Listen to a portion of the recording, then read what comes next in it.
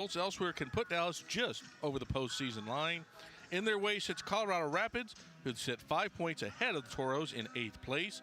It's another 6-pointer tonight at Toyota Stadium as FC Dallas host the Colorado Rapids. Along the lines of the FC Dallas Radio Network, it is the FC Dallas pregame show presented by your local Toyota dealer, Toyota. Let's go places. On tonight's presentation, we'll hear from wingback Bernard Kamongo. Your broadcast team for the evening, Ryan Figert and Steve Davis, will join me. We'll break down the important storylines, tactics, everything you need to know for tonight's big 6-pointer here at Toyota Stadium. But first, we welcome into the show the FC Dallas Insider. He writes for FCDallas.com. He is 1/3 of the FC Dallas agenda. It is the great Garrett Meltzer. Garrett, I'd say happy Hispanic Heritage Night to you, but that would feel very disingenuous coming from the two of us, it feels like. But anyway, it's glad to have you with us. Thanks for having me, Sam. Well, obviously, last week was a big win for Dallas, just in rivalry and in the standings, and they've just slowly moved up. Now they're knocking on the door of the postseason. Considering the arc of the season where we've been, the previous 29 match days, it feels a little relief, excited to be in this spot considering the journey that Dallas has been on.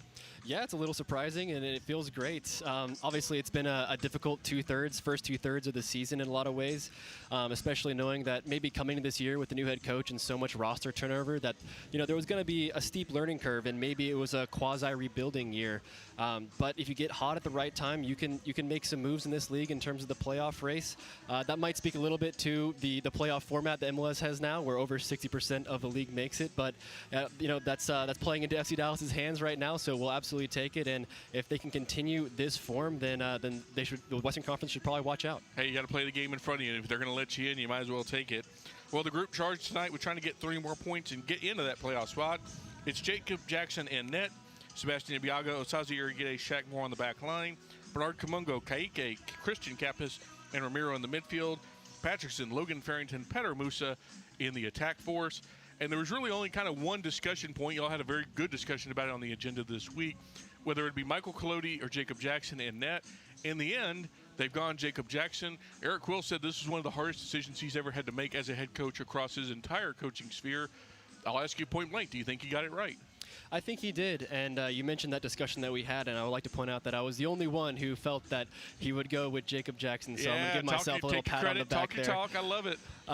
And I'm not surprised because I think Eric Quill is certainly subscribes to if it ain't broke, don't fix it mantra. And we see that throughout his lineup choices and formation choices all season. And that's going to extend to the goalkeeper choice tonight. And Jacob Jackson has done absolutely nothing wrong in his 2 appearances. His first game, he comes in cold off the bench, ties a club record with 12 saves. And then in his first start, his second appearance here at Toyota Stadium, he gets a secondary assist on the second in-game clinching goal. So you can't really script it much better than that for a goalkeeper coming in and starting your FC Dallas career. And so Eric Quill decides to ride the hot hand, and I'm not surprised at all because it really fits his coaching style and who he is as a person as well. Yeah, they just keep striking gold whenever they go to the keeper position this year. Doesn't matter how far down the depth chart at this point. Although let's not go much further. This is the floor I feel comfortable with when it comes to goalkeepers. Speaking of just high ceilings and high floors, boy, Petter Musa just keeps on doing the thing. He scores again last week. That ends up being the game-winning goal in the 2nd minute. And then, so he's at 15. The record to tie is 18. To break is 19. He has scored a lot against these opponents. In fact, tonight he has 3 total goals in 3 games against Colorado. At this point, the betting odds, metaphorically speaking, have to be against him breaking the record more than him not, right? I think he's definitely favored to break that record. Over the last 2 months, he's essentially scored a goal per game when it all shakes out. So with 5 games remaining, you'd expect him to hit 18 and even surpass it. And if he does, that puts him right up there with some of the best goal scorers in this club's history. The 3 players who have scored 18 goals in one season previously, Jason Kreis, Kenny Cooper, and Jesus Ferreira. Those are some big names in this club's 30-year history. And I think with Petter Musa's talent and his contributions this season and last season, he deserves to be right up there with them. Yeah, I think you can argue, especially if he somehow cracks 20 goals, we need to start having the conversation about across all of MLS, not just FC Dallas. But we'll wait till we get there. Hopefully the Moose lets us get there. Good news for a player that's actually going to take him away from the club. Nolan Norris, the homegrown, has officially made the U.S. national team roster for the U20 World Cup. That starts play in Chile next week. He is on the bench tonight, but this will probably be his last regular season game. Hopefully, knock on wood, he's there for the entire month, and he can come back with a medal for the postseason. But just for those who maybe don't understand, they hear World Cup, and then they hear U20. How big of a deal is this for Nolan? It's huge. You know, a World Cup is a World Cup regardless of the age group. And it's especially big for Nolan Norris. He's been a part of the U.S. youth setup since he was 14 years old, played a ton of games for them over the last 6 years. And you can tell, speaking to him, I interviewed him this week after he got the news, just what it means to him personally and to his family. He's from a soccer family. He's a very patriotic guy, and he knows the players on this squad really well because he's captained this age group before, and he's been with a lot of them since he was a mid-teenager. So now that the fact that he can be named to the squad officially and go with some of his best friends to Chile and play on the world's biggest stage for that age group, it's absolutely huge. And also I think he's a great representative for FC Dallas on that stage because he's a quality person and a quality player, and I'm so happy for him. Yeah, for those who haven't seen it, FC Dallas put out the video for FC DNA about Nolan getting the call. You see Garrett's interview, you see Andre Zanata talk, a couple of other people. It's a great little piece, and it really shows off just how good of a dude Nolan is. We wish him all the best on that trip when he leaves sometime this week. Well, we look at who is coming into Toyota Stadium tonight, and it's the Colorado Rapids. And this is a very different club on both sides because they played match week 2, and now it's been 6 months later. You know, guys like Lucho Acosta are gone. Jordi Mihalovic is gone. Like, they look very, very different, but they have won 3 of their last 5, Colorado. This is going to be not just an important game in the standings, but a very difficult game on the pitch for Dallas. Absolutely it is. And this is a 6-pointer by almost every metric. Colorado Rapids are also fighting for their own playoff spot. If Dallas were to somehow get into the MLS Cup playoffs proper, they would absolutely be passing the Colorado Rapids to do it. And there's there is a chance that they could meet again in the play-in game. You know, it's all up for grabs in that way. So there's a ton on the line in terms of the playoff implication. And like you said, 3 wins in their last 5. They've scored a lot of goals. The one thing is they've also conceded a lot of goals. 8 goals in the last 3 games for them. Haven't kept a clean sheet since early July. So if Dallas is going to win this game, they're probably going to put 2 or 3 past them because the front line, Rafael Navarro, he's a very good player. He scored 5 goals against FC Dallas in just 3 games. So there's a lot to worry about on the front end for both teams. Yeah, sneak peek of our segment in segment 3. 49 goals allowed in total for Colorado, which is actually 3 less than their XGA, which is 52, which means they've actually gotten a little bit lucky, which is not a great sign. And hopefully tonight, Dallas puts them to the sword and makes up for that deficit. But that is Garrett Meltzer, who always puts people to the sword regardless of what he's doing. I don't know. We're trying here. It's near the end of the season. I'm running out of ideas. But you can find his work, FCDallas.com, on the FC Dallas YouTube, on the FC Dallas Agenda. He'll be back with us for halftime tonight. Garrett, we will talk to you in about an hour or so. Thanks for having me, Sam. When we return here on the FC Dallas pregame show, we'll bring you the sounds of tonight's match. You're listening to FC Dallas Soccer, presented by Toyota on the FC Dallas Radio Network. So, what'd you do this weekend? Well, just took the Tacoma off-road, deep into the woods, got to this hidden campsite only it could reach. Nice. I hooked up the boat to the tundra and hit up the lake. Towed it like a pro. Had the whole lake to ourselves. Hey, wait, did I mention I went rock climbing too? Uh-huh, yeah, thanks to the Tacoma's crawl control. Well, sounds like we both had fun weekends. Mine was better. The Toyota Tundra and Tacoma are built for all the fun. Test drive at your local Toyota dealer or visit Toyota.com today. Toyota, let's go places. Feature availability differs based on trim. See Toyota.com for details. Want to hear something incredible? That's Eleanor. Just 10 hours after being born, Eleanor was airlifted to Children's Health and met by our expert team trained in cardiac and critical care. At 4 days old, she received a stent to help her heart pump blood to the rest of her body. And today, she's a happy, healthy 1-year-old. That's incredible. That's Children's Health. Incredible together. In sports, if you think joy only happens after you win, think again. Look at the world's most successful athletes like Serena Williams, Brooks Koepka, and Alex Morgan. They don't spend all their days grinding away. They take time to enjoy themselves, like getting together with friends over a Michelob Ultra, because they know that happiness is the key to winning, and that joy is the whole game, not just the end game. Michelob Ultra. 95 calories, 2.6 grams of carbs. It's only worth it if you enjoy it. Enjoy responsibly. AB Michelob Ultra Light Beer, St. Louis, Missouri.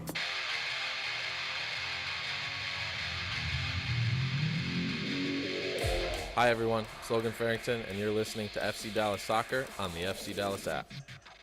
Winner, winner, Chick-fil-A dinner. All season long when FC Dallas wins at home, fans win free Chick-fil-A.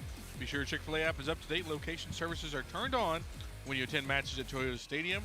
After the team wins, before you leave your seats, open the app to redeem the Chick-fil-A offer. Welcome back to the FC Dallas pregame shows. We're getting you ready for FC Dallas versus the Colorado Rapids tonight. That matchup is presented by Toyota. In our next segment, Ryan Figert and Steve Davis will join me. We'll break down the lineups, the storylines, the tactics, everything you need to know about tonight's big Western Conference playoff potential matchup between FC Dallas and the Rapids. And while I have a moment, I want to direct everyone to the FC Dallas Radio Network podcast feed, which is available everywhere. You can get free Fantastic FC Dallas podcast. Of course, you'll find our post-game show there. You'll find everything you need to know about the match that was in about 30-ish minutes, give or take. Highlight, stats, analysis, interviews, everything about the match that was. You'll find it right after we go live here on the radio network. But this year, we're 30 episodes in, actually 31 episodes in now, to the FC Dallas agenda. That's Ryan, Steve, and Garrett breaking down the big stories in long form. We get great interviews. We get everything you need to know about the club in audio form in just around an hour. Just a couple weeks ago, Steve had a great conversation with Andy Swift about 30 years of FC Dallas, including some great stories about some of the players of old. I'll tease you, go listen to their story about Hugo Sanchez. That is one of the most fun FC Dallas history nuggets you'll find. Just this week, Bernard Kamongo was on the show. He talks about his transition to left wing. We've had all the big stories, all the big newsmakers. So how do you want to hear it? How do you need to hear it? Go to your podcast provider of choice. We're on Apple, Spotify, anywhere you get free podcasts. Type in FC Dallas Radio Network and then hit subscribe so you don't miss any of our great and free, totally free audio content. Speaking of that FC Dallas agenda interview, let's hear a portion of that where Garrett Meltzer got to sit down with newly minted wingback Bernard Kamongo. One of the things you've been learning is kind of a new position at left wing back. You scored your first goal from that position last Saturday. Talk me through that moment, because it was your first goal at Toyota Stadium in MLS in quite a while, so I bet it was a good moment in front of the fans. Yeah, no, it was good. It was good. I needed that personally, and yeah, it's just one of those where to adopt situation. Obviously I've learned the last couple of weeks how to play that position, defensively and, be more attacking minded every time I'm on the field. So it was just a moment where, just read the game, see where the ball is going and just, put yourself in a good scoring position. So I was, I guess I had a better chance to just sprint forward, and Patrickson with the better view, and he just found me there, and I was able to convert a chance. Yeah. It's a nice ball from Patrickson on a weak foot across the field. So let's talk more about wingback. How did Eric Quill first approach you with the idea to play you there this season? Yeah, no, I remember we had a meeting, me and him, and he kind of, just called me on the side and give me an idea of where he was thinking to give me like a little bit more playing time as a wingback. If, obviously if I'm open to it and, if I adopt to it quick enough, I'll have some playing time there. Because we have a lot of attacking players, and, it's very hard for everyone to get minutes, and he wanted, to kind of share those minutes either from wingbacks or, playing two front. So I told him I'm open for any position as long I'll be able, I'll be on the field and help out. So yeah, and then I think I kind of adopted a little quick, and it kind of helps me to put me in a good position to start and have a lot of playing time.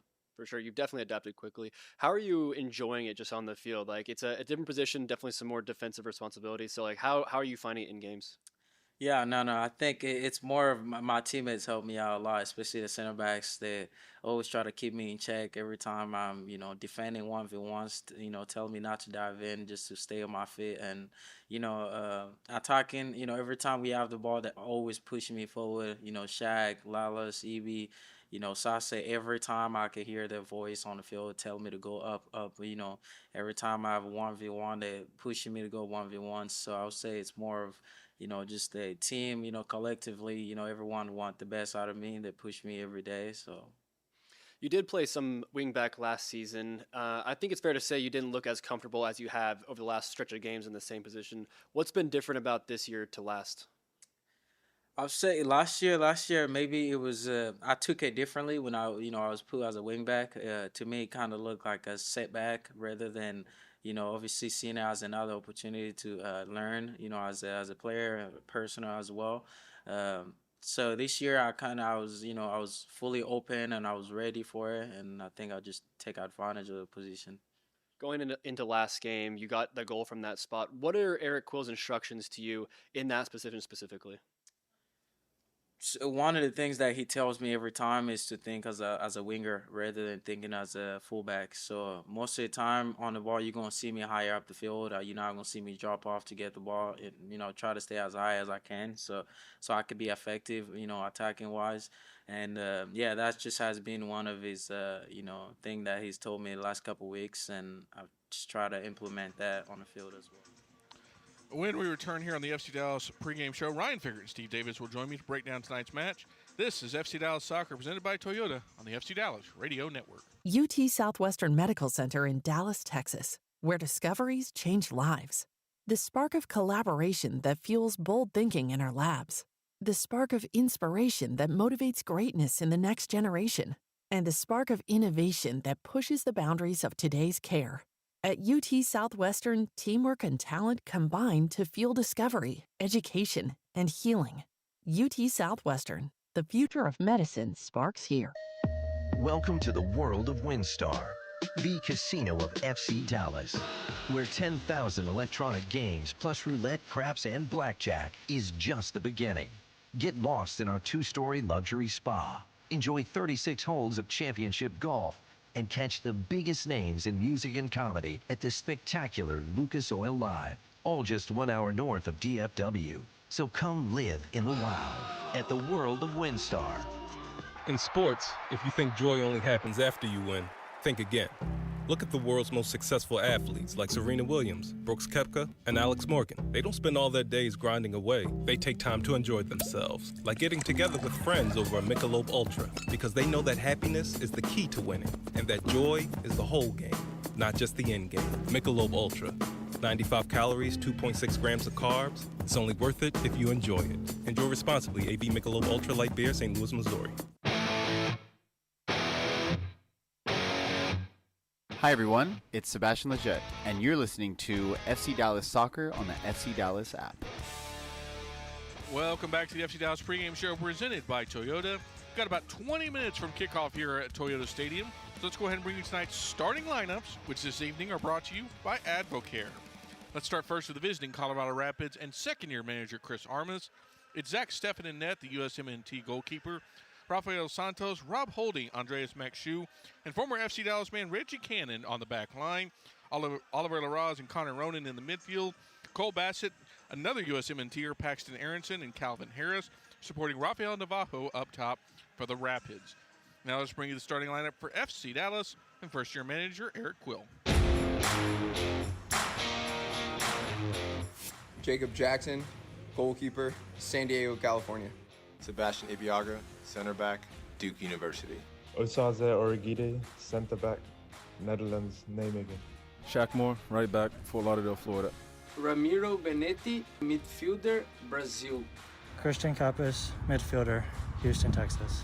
Kaique, midfield, Brazil. Bernard Kamongo, I'm a winger, and I'm from Abilene, Texas. Patrickson, mediocampista, Ecuador. Logan Farrington, striker, Racine, Wisconsin. Petar Musa, forward, from Zagreb, Croatia. Subs tonight for Dallas, Lalos Abubakar, Dietzen, Sebastian Leggett, Anderson Julio, Pedrinho, Alvaro, Josh Torquato, Michael Colodi, and freshly minted World Cup player Nolan Norris. As we bring in our commentary team for the evening, it's Ryan Figert and Steve Davis. And Steve, you're standing next to me, as everyone can see on the Burncast, so I'll start with you. We've said it, it's a 6-pointer tonight. Dallas looking to get in the playoffs. Colorado already there, but their place is nowhere near secure. So I'm curious, do you think this is more motivation for a club that is finally coming out of the doldrums, or is it pressure for a club that has kind of struggled all year but is now finding their footing? No, I don't know if it's pressure. I don't really see it that way. I think it's more, I think you're right. I think it's more motivation. You don't want to be a club that misses the playoffs 2 years in a row. I think, like, if they were on sort of a downward slope, there would be pressure. But they've kind of been trending upward, so I think that portends more to motivation. And in that same way, Ryan, I think if you're looking at managers for the situation, boy, the way Eric Quill has talked all season and really throughout his entire coaching career, it feels like if you were going to go to war with a guy on the touchline, he's the kind of style of manager that you want in this situation. Yeah, absolutely right. The group is coming together, and that's a credit to him. It's also a credit to the group and the accountability and the ability to take that on and become, one unit. We heard Bernard Kamongo in the last segment talking about how, and on the podcast this week, talking about how at the start of the season, everyone sort of kept to themselves. They took care of themselves, but now they take care of each other. They care about each other. They fight for each other, and that's a credit to the culture that's been built, and Eric Quill's a huge part of that. Yeah, anytime you go out to training, and we do it a decent amount, the team has gotten louder and louder as the season goes on. That's a big credit to him. He's always spoken about communication. They're really settling into that. Well, before we get into the specifics tonight, let's talk a little bit about Colorado coming in, because they've got an interesting history here in Texas, Steve. You alerted us to it earlier, so I did a little bit of numbers. Specifically, since 2005, Colorado here against FC Dallas in Texas, 5 wins, 14 losses, and 7 draws. If you want to go back just to 2014, so about a 10-year sample size, that's 3 wins, 6 losses, and 3 draws. Obviously, they're coming off 3 in their last 5, but traditionally here at Toyota Stadium, in the regular season, mind you, Colorado has not had a lot of fun. It's funny, Sam. Back in the day, I used to remember they would schedule the Colorado trip into Texas, into North Texas, sort of earlier in the year, and it would be one of those, it just always seemed like every year it was one of those May days here in Texas, that one of the first ones where we're like, oh boy, the Texas summer is coming. So they're coming out of Denver, where it's nice and cool, and they come in here and would collapse in the heat and get whooped. The funny thing is, juxtaposed against all those numbers you just gave us, there's a couple of seasons when FC Dallas was going to host MLS Cup. They had pretty good. This was back when they pre-assigned the venue. They had pretty good teams, and then lo and behold, Colorado came in here as the underdog and beat them in 2005 and 2006 in the playoffs. So they've had their success stories here, but it's been weirdly timed. I'm glad you brought that up, because it is a completely different story. There have been 10 playoff matchups, 7 wins, including 2 on penalties, 2 draws, 1 loss for Colorado. That includes the 2010 MLS World Cup. And now, while we're talking history, we're talking about these 2 original teams coming together. I have some trivia for you guys. I sort of warned you. I didn't give you even a topic to try and prep. So I've got the top 3 players written down that have the most combined appearances for these 2 teams. I'm going to give you each a guess to try and hit somebody in the top 3. Steve, what's your guess?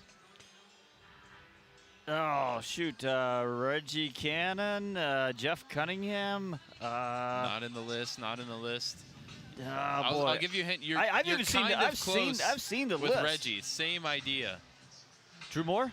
Drew Moore is number 1. Drew Moore is number 1. 333 combined appearances between these 2 teams. There's a Dallas homegrown on this list. Sam, can you guess it? A Dallas homegrown on this list. I do need to get the other one. Is Lalo Sepubakar on this list? He is not on the list. He has a lot of games for Colorado, not enough on the Dallas side to put him in the top 3. Oh, wait a minute. I know another one. It's Michael Barrios. Michael Barrios is number 2. We're still missing the Dallas homegrown. I don't know. Oh, I do know it. It's Kellen Acosta. Kellen Acosta, number 3 with 196. Steve goes 3 for 3 there. Those are your top 3. And obviously a lot of history between these 2 teams. 20 players in total have played for both of these MLS original clubs. So just some fun trivia here for the pregame show. And, since we're here, Reggie Cannon making his first appearance in Frisco since he left. Obviously, he went to Boa Vista. He spent a little bit of time with Queens Park Rangers. And then they brought him into Colorado last year as a part of the Armas Project. And, it doesn't feel like it's been that long, Steve, but it's been almost 5 years now, if not just over. You're right. Hold on. Which sort of prominent national team player played for both of them? Sort of prominent national Oh, my God. Now we're getting deep here.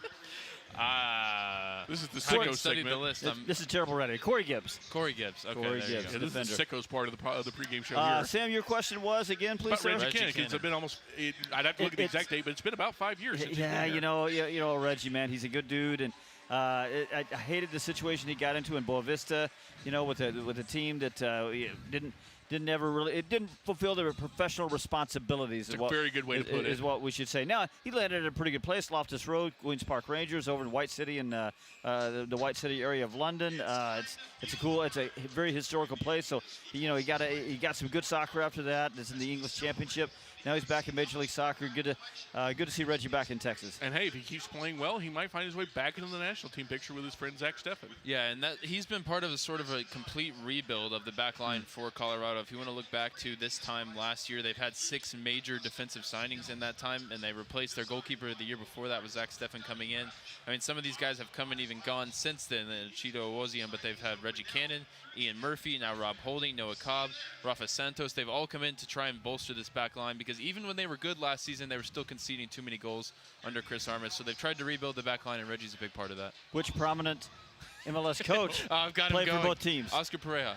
No, played for both teams. Coached for both teams. That's right. You're right. You're right about that. He recently won an MLS Cup. Let me get back to you on that. He recently won it for Greg Vanny. All right, yeah. There's a lot. There's so much crossover between these two Steve's teams. Wheels turning now. Yeah, you did. Yeah, you did. Now, well, like I said, if you want to jump in with history throughout the broadcast, I am here for it necessarily. Well, obviously, one of the there wasn't many roster decisions for Eric Quill this week, Ryan, but it is Jacob Jackson, as Garrett noted, the only one on the agenda to pick correctly this week on who we would go to.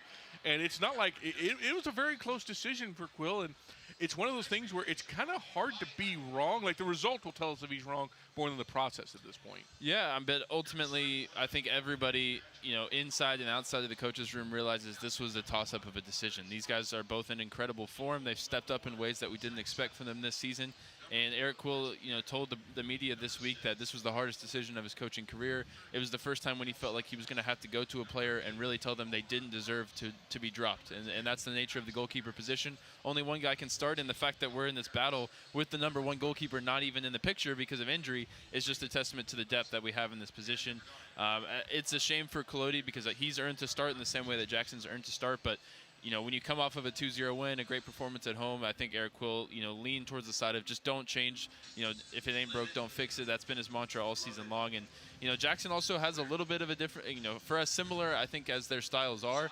The one edge I think Jackson has is the long ball. He's able to punt it. He's able to hit it, maybe 10, 15 yards further than either Collodi or Martin Poss. Maybe Collodi has him on the accuracy part, but if you're wanting to go direct, you're wanting to get the ball to Petter Musa and Logan Farrington as quickly as possible, as Jake Jackson showed picking up an assist last week, he's the guy to do it. Yeah, the other goal also came off of a long launch from Jacob Jackson. An embarrassment of riches at the goalkeeper position. I will only add that if FC Dallas had the quality of depth at every position they have a goalkeeper, this season might look a lot different. Yeah, they'd probably walk to MLS Cup at this point. And, I didn't think at the end of the season we'd be having an intense discussion about the FCD goalkeeper room. But here we are. Yeah, we're quickly approaching it. Well, one guy that we're discussing, but only for the positive, is Petter Musa. Another goal last week that ended up being the winner, the opener in the second minute, thanks in part to Logan Farrington's just fantastic assist. But he's at 15.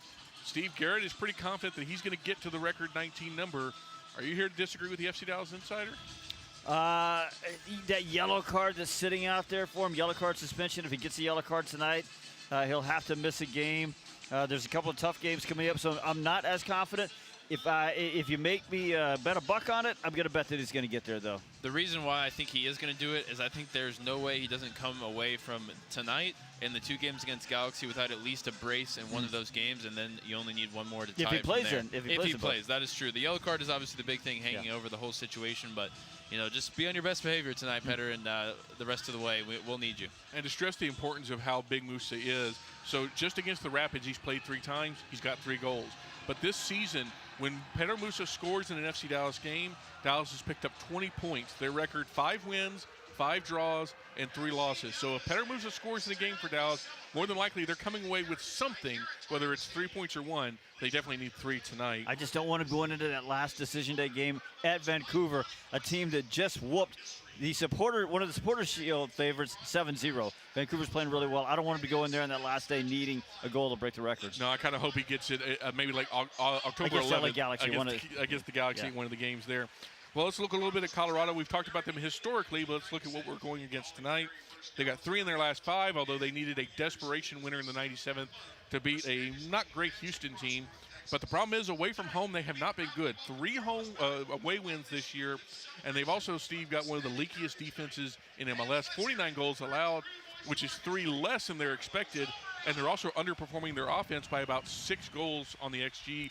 This is a team that they're in playoff position, But, boy, you look at the outlying numbers, and they do not look like a playoff team. Yeah, and I'm not sure they're a little wobbly right now. You know, they needed literally a 97th minute goal last week to get past a not great Houston team, and that was in Denver. Generally, they've lost their last 2 on the road. Chris Armas, I still don't think he's really got a good feel for what his best team is. We've seen him go 3-4-3. We've seen him go 4-2-3-1. Sam, they've used 34 players this year. That's equal to the most in the league. So some of that is due to injury, but not all of it. I mean, he's been tinkering and tinkering all year. Yeah, and you talked about in the first segment, they're actually in a very similar position in terms of they had Georgi Mihailovic at the start of the season when these two teams met. Dallas had Lucho Acosta. That's your big star matchup.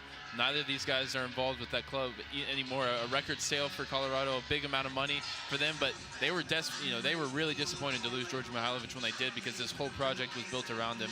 Big shoes to step into for Paxton Harrison, trying to go like for like with somebody who was so successful in his time in Colorado. And before we get to the keys to the match, Ryan, I'm glad you brought me there, because there's 3 players that stand out for Colorado Rapids. That's Zach Steffen, the USMNT goalkeeper and net, Rafael Navajo, their leading scorer at 12, and the recently acquired Paxton Aronson, who's yet to put a goal contribution on the board, but has looked good in his tenure. Oh, but he claimed the 97th minute winner, didn't he? He had the shirt off, throwing it around. He wanted everybody to know that he got a touch on it, even if he didn't. Came off somebody's back for Houston, the Houston defender. But quickly, which one of those 3 do you think is going to be crucial for Dallas to handle tonight? I mean, I don't know what it is about Navarro, but he's excellent against the Texas teams, and Eric Quill pointed to him as the one to watch for Colorado. I think I'm aligned with him on that one. You know, he's got a great record against Dallas, but also 9 goals in 15 games against the 3 Texas teams combined, the same way that Peter Musa loves to play the Texas teams. Navarro just gets to play all 3 of them. Well, before we get to the national anthem and the introductions, let's get tonight's keys to the match. They are brought to you by Toyota, and for those, we speed over to Steve Davis. Gracias, Sam. I say on Hispanic Heritage Night. Number 1, they got to keep the buy-in. I think in the last few matches, particularly in last week's win over Austin, Quill is finally getting the complete team buy-in that he's been asking for since February. You keep that buy-in, maintain that level of fight and commitment, and they'll be okay today. Number 2, they got to have some success in transition. FC Dallas definitely capable of playing in transition. We've seen them have some success there. Colorado can definitely get God in those transition moments. So maybe some early switches from Kappas, Patrickson on some through balls, maybe Jackson launching one over the top, but you can slice through the Rapids before they get themselves organized. Number 3, they got to be defensively solid through the middle. You guys just talked about Navajo. They have pretty good players on the wings, but it's Paxton Arrington coming out in midfield, Hafam Navajo operating inside the 18 that can hurt you. Kappas, Kaiki have to be on there, screeners in front of the back line, and Ozaze has to organize the back line in order to track Navajo's movement. And those, Sam, are your keys, presented by Toyota. Muchas gracias, Steve. Now, before we get to the call of tonight's game with Ryan and Steve, let's throw it to our PA announcer, Chris Bukambuso. In 2003, before serving 20 years in the United States Army as a military intelligence geospatial imagery analyst. After retiring in 2023, Jose began working as an Army instructor for the Plano ISD JROTC program. He is married to Lindsay and together have 4 children, Layla, Bart, Camilla, and Amelia. Please help us honor Jose Murillo for his outstanding service as tonight's Toyota Hero of the Match.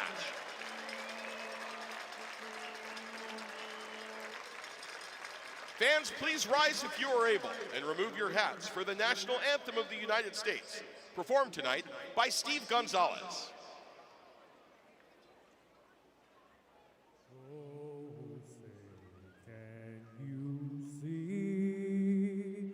By the dawn's early light, what so proudly we hailed at the twilight's last gleaming, whose broad stripes and bright stars through the perilous fight o'er the ramparts we watched were so gallantly streaming, and the rockets' red glare, the bombs bursting in air, gave proof through the night that our flag was still there.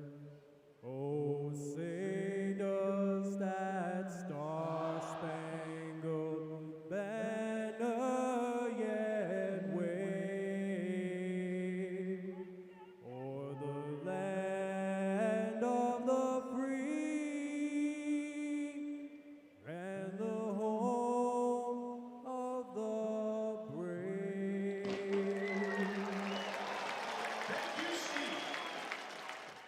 So, what'd you do this weekend? Well, just took the Tacoma off-road, deep into the woods, got to this hidden campsite only it could reach. Nice. I hooked up the boat to the tundra and hit up the lake. Towed it like a pro. Had the whole lake to ourselves. Hey, wait, did I mention I went rock climbing too? Uh-huh, yeah, thanks to the Tacoma's crawl control. Well, sounds like we both had fun weekends. Mine was better.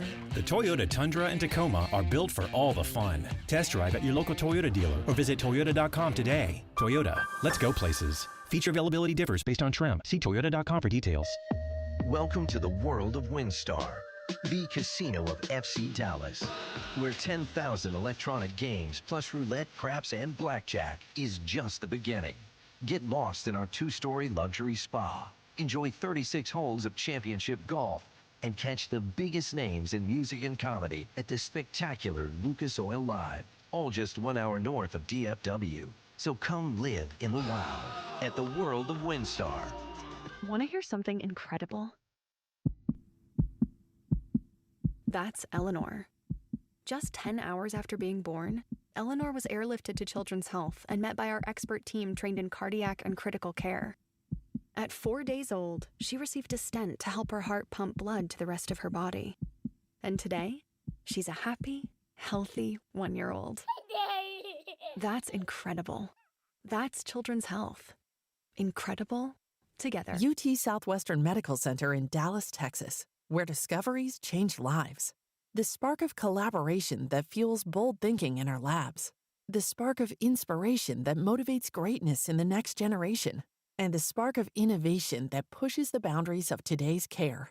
At UT Southwestern, teamwork and talent combine to fuel discovery, education, and healing. UT Southwestern, the future of medicine sparks here. Hi everyone, it's Sebastian Ibiaga. Tonight's FC Dallas match is up next, right here on the FC Dallas app. Well, we welcome you into Toyota Stadium tonight, whereas the weather is finally starting to cool off. The intensity of the playoff race is only heating up. We've got a huge matchup in the fight for those final playoff spots as the Colorado Rapids are in town for a face-off of MLS Originals. Dallas have the kit on tonight to prove it. It's our third and final legacy kit match of the regular season. And if the team wants to wear it again tonight, this season, maybe in the playoffs, a win tonight is a must. Both coaches said during the week they feel like they're already in the playoffs on their respective sides, and they want to relish the intensity that will bring to tonight's game. It's a true September 6-pointer. We're excited to bring it to you here on the FC Dallas Radio Network, seconds away from kickoff, as you're with Ryan Figert, myself, and Steve Davis in the booth. And Steve, the importance of this game not lost on either side. You can sort of feel a different intensity in the atmosphere today at Toyota Stadium. Well, you can, Ryan. I mean, 6 teams have already clinched playoff spots. 4 have already been eliminated. If you look at the last 5 matches here, I think FC Dallas only needs maybe 8 points. It'll get them there, but either way, this game and then the home game against LA Galaxy, those are must if you're going to make it to the playoffs. Both teams unchanged from a win a week ago. A ton on the line tonight in terms of those final 8-9 playoff spots. If either team is going to be playing after the regular season concludes, and maybe because of a big win they achieved tonight. Dallas in the legacy kit, the black with wasabi green and red accents. Hoops across the front, moving from left to right in this first half, with Jacob Jackson keeping his place in the Dallas net, decked out in all orange. Colorado in a light bluish kit, moving from right to left. I believe it's meant to represent the Rapids, the running Rapids in the water. If you can sort of visualize that, they've got Zach Steffen, the experienced U.S. men's national team goalkeeper, in goal in all purple down to our right. The referee tonight, the 2024 MLS Referee of the Year, Drew Fisher. We await his whistle to get things going tonight in Frisco. Tell you what, Zach Steffen in the net, he had a rough year a couple of years ago. Got better last year. This year, he's faced the most shots on target per 90 of all starters in Major League Soccer. Most saves per 90, so he's been busy back there. Well, we know Jacob Jackson knows a thing or two about facing shots. Yeah, as we are underway here at Toyota Stadium tonight, celebrating Hispanic heritage, fighting for a huge 3 points in the playoff race. A ton to celebrate, a ton to fight for.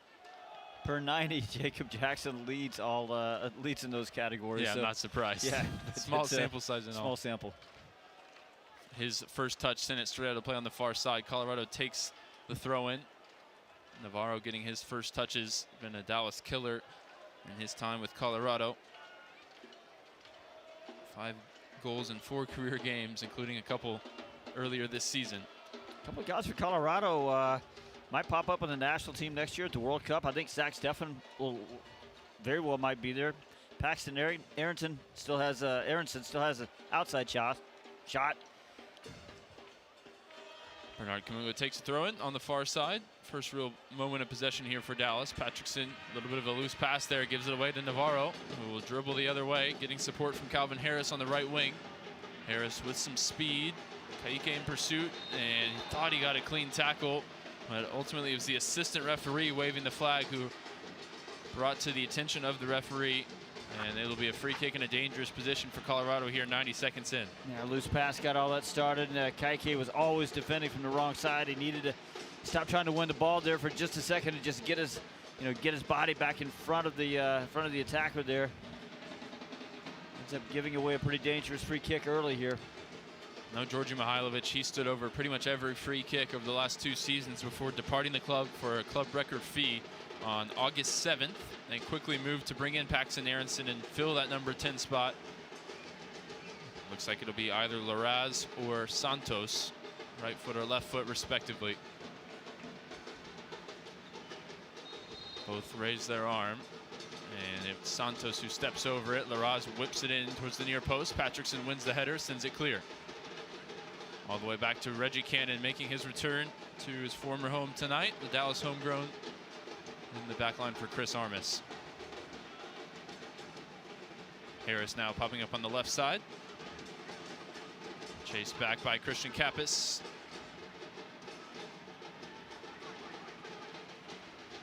All along the left side with Rafa Santos, recently acquired from Orlando City. He's knocks that one off Kaike out for a throw. Not much possession for Dallas so far, just 3 minutes in, but good energy. Kaike, Kappas being a bother in there. Given away there by Larraz.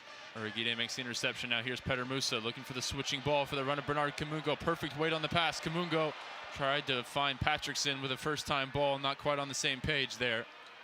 Kamongo and Musa, your 2 goal scorers last week against Austin, looking to link up there. Big ball out of the back from Colorado. Osazi Urigide wins the first battle with Navajo, heads that one away. Here's Ramiro, the captain tonight for Dallas. Back to Ibiaga, who will go all the way back for Jacob Jackson. And Jackson put under pressure by Navarro, who blocks it out for a Dallas throw deep in their own territory here.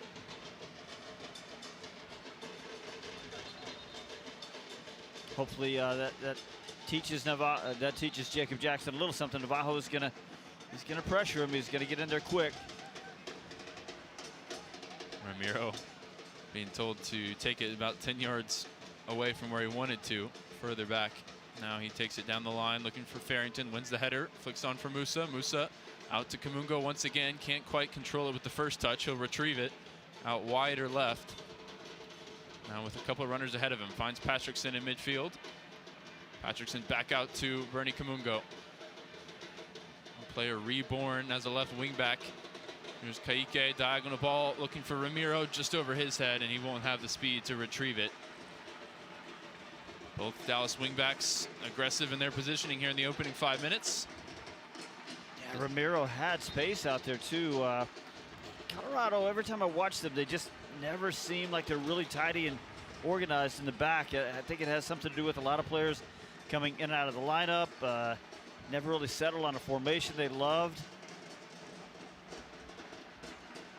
Throw in taken by Santos down the line. Fight for the ball. Kaike steps in and gets a foot to it. Still bouncing around between 3 players. Kappas able to turn away from that pressure and find Shaq Moore, who's kept his spot on the left of the back 3. Urigide back to Moore. First time ball forward, looking for Farrington. Header won there by Rob Holding. And turned over. Navarro able to turn. He's got runners ahead of him. Here's a ball in behind for Bassett, in behind the Dallas defense, but it's a huge sliding tackle from Urigide. Maybe goal saving here in the opening 5 minutes. That is a heck of a tackle, because you're right. Urigide's got to get it right. He would have, I don't know if it would have been a penalty kick, but he might have been in some trouble if he had taken Bassett down from the backside there. You think Jacob Jackson had a moment of PTSD, thinking he might have another 90 minutes plus of 10 men trying to hold on for dear life? Or maybe he relishes the opportunity. He did okay the last time. First corner kick of the game will be for Colorado and Connor Ronan. Ronan taking it short, back to Santos. Santos rolls it towards the top of the box. It's a giveaway, and Patrickson will dribble it clear. Patrickson runs out of room and draws a foul instead from Larraz. Patrickson wanted to slow that attack down. I think he had Kaike running on the backside. Taken short, back to Patrickson. Here's a ball down the line for Farrington, who'll get here before it gets to the byline. Holding defending, and he'll concede a corner kick. Not sure exactly if that's what Logan Farrington had in mind, but it sure worked out well. Well, Steve, you had some pretty incredible corner kick numbers, and now both teams with one in the opening 10 minutes. I feel like it's the time to bring it up. The last 5 games, we keep talking about Dallas attacking volume, and they did much better last week, but still in the last 5 games, opponent corner kick at edge 48-14. Here's the first opportunity for Delgado from the near side tonight. Whipped in towards Ebiaga, got the first contact. Here's Kappas, rings the post. Appeals for a handball off the rebound. 2 huge chances there, and the follow-up from Ramiro's comfortably into the arms of Stefan. Both Ebiaga and Kappas, real opportunities on some good service from Patrickson.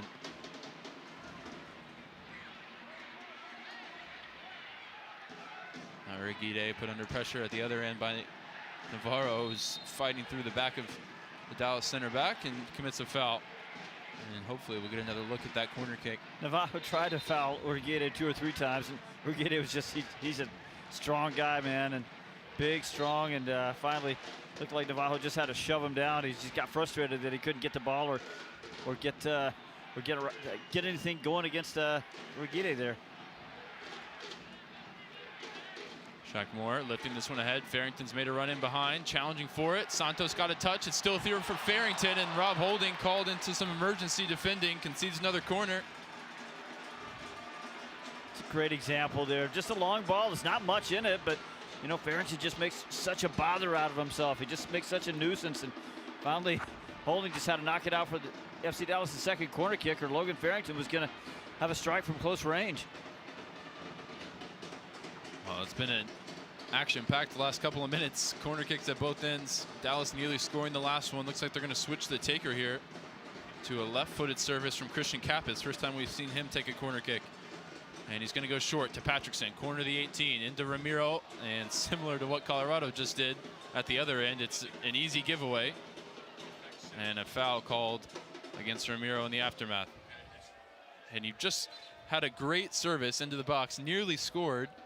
Don't really understand why you then go to the short corner and waste the opportunity. It's Kappas. We're getting a look at it now. No save from Stefan, no touch along the way. He just hit the post flush down to Stefan's right.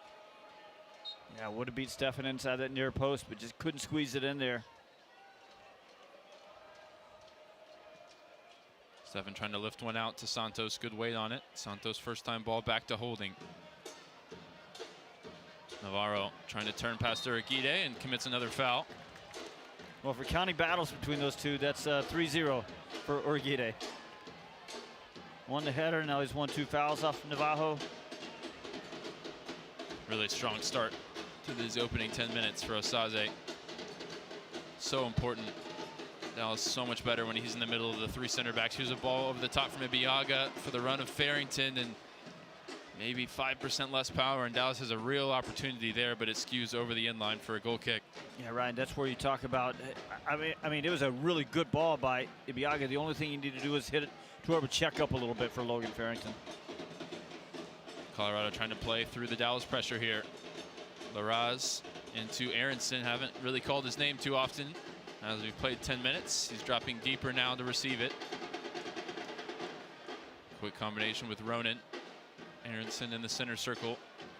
Through the lines, finds Bassett. Colorado homegrown. Looking for his options, finds Cannon wide right. Bassett now up to 5th all-time in Colorado Rapids goals. Had a really prolific season last year with 16 goal contributions. Not quite reached those same heights this season. 3 goals and 4 assists, but he did score last time out on a free kick. Foul against Colorado in the Dallas half. Shaq Moore will take the restart. So So just to set it up for you, Colorado is playing that 4-2-3-1. That's what they did last week against Houston. Dallas, and it's typical now, 5-2-3. Kaike and Kappas right in the middle.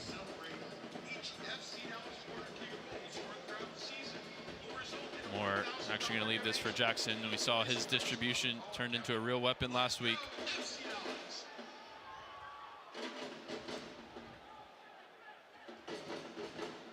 Air underneath this one, floating it towards the front line. Holding wins the header uncontested. Out for a Dallas throw on the far side.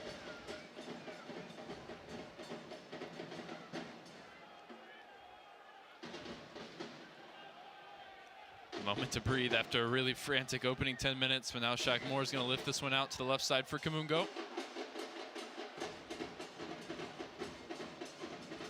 Combination here with Logan Farrington on the ball. Now moving from left to right, looking to slip it through for Kamongo on the return, but it's cut out there by Reggie Cannon. Nice interception there from Ramiro to keep this attack alive. Kaike Patrickson back out wide right for Ramiro. Looking for options, drops it back for Patrickson. Keep the ball moving. Ramiro to Kaike in the middle. Didn't see the lane through. And now Ramiro will have to turn away from the pressure. Drops it off for Ibiaga. Tries to lift it down the line, looking for Patrickson. It's blocked there, and now a foot race the other way if it stays in play. Navarro unable to do so. It's going to be a Dallas throw right in front of Chris Armas, who earlier this year had a nice personal moment as he was inducted into the National Soccer Hall of Fame for a distinguished career across Major League Soccer and for the U.S. men's national team.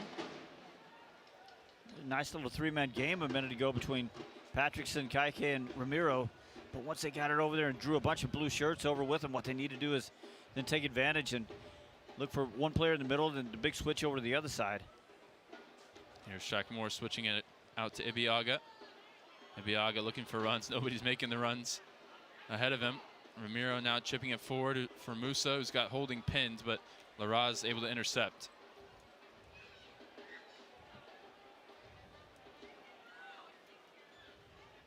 Moore puts this one in behind for Farrington along the left side. Nice touch off the chest. Now Farrington chipped ball in towards Musa. Header on target. Back of the net.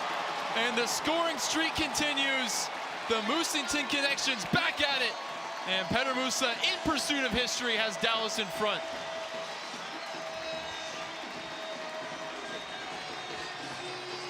All right, Ryan, that's going to go down as just one of the best team goals Dallas has scored this year. Maybe one of the most important ones because Rigide brings the ball down. Shaq Moore takes over. Nicely chipped ball out to the left side. Logan Farrington does his thing out there. Beats the defender, makes some space. Puts the perfect cross in to the perfect space right at the 6.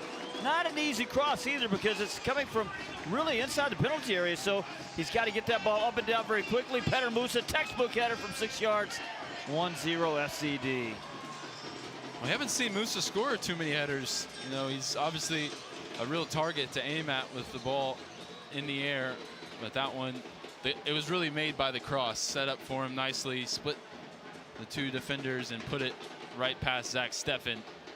And his pursuit of the Dallas single season scoring record continues, now up to 16, 2 away from the record held by some club legends, Kenny Cooper, Jason Kreis, and Jesus Ferreira.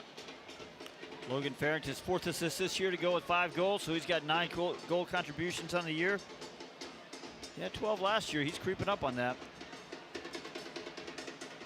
Now Navarro loses out again to Osaze, who's going to make his way up the right side. Nice ball into midfield for Ramiro. Pirouettes and finds Farrington in the center circle. Dallas feeling it here in the wake of the early goal. Farrington out to Bernie Kamongo. Runners inside the 18. Kamongo low cross in, sees Patrickson, and he's beaten to it by Holding. Farrington now brings it down top of the box. Set back out wide for Bernie Kamongo. Kaike centrally finds Ramiro. Ibiaga will provide the width. Musa popping up wide right. Finds Christian Kappas, time and space in midfield, switching the play from right to left. Kamongo, big first touch, pops up in the air on him, trying to keep it away from Harris, but Harris comes away with it. Now a chance maybe to counter. Aronson finds Bassett, switching ball, back out wide right for Calvin Harris, but way too much underneath it. And that's out for a Dallas throw.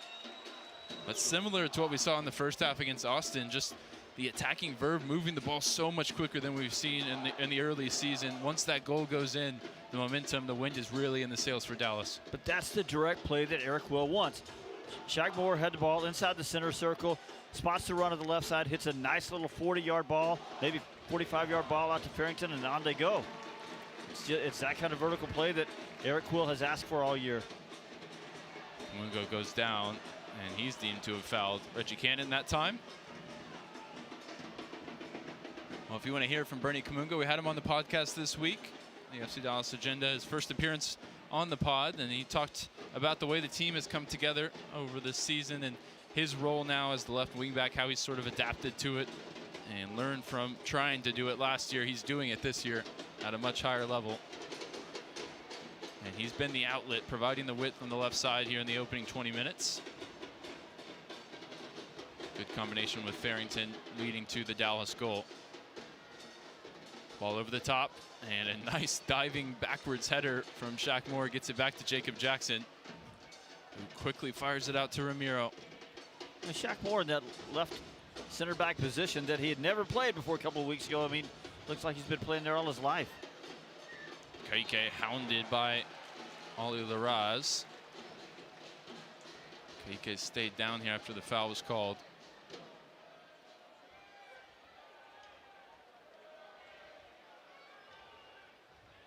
Dallas hoping to convince Drew Fisher that it's more than a common foul. An experienced referee, he's done plenty of finals across multiple leagues, now in his 14th season. Dallas with a pretty good record. 7 wins, 3 draws in 14 games when he's been in charge. Just a free kick this time. 7 yards into the Colorado half. Looks like Uragide will join the attack for it.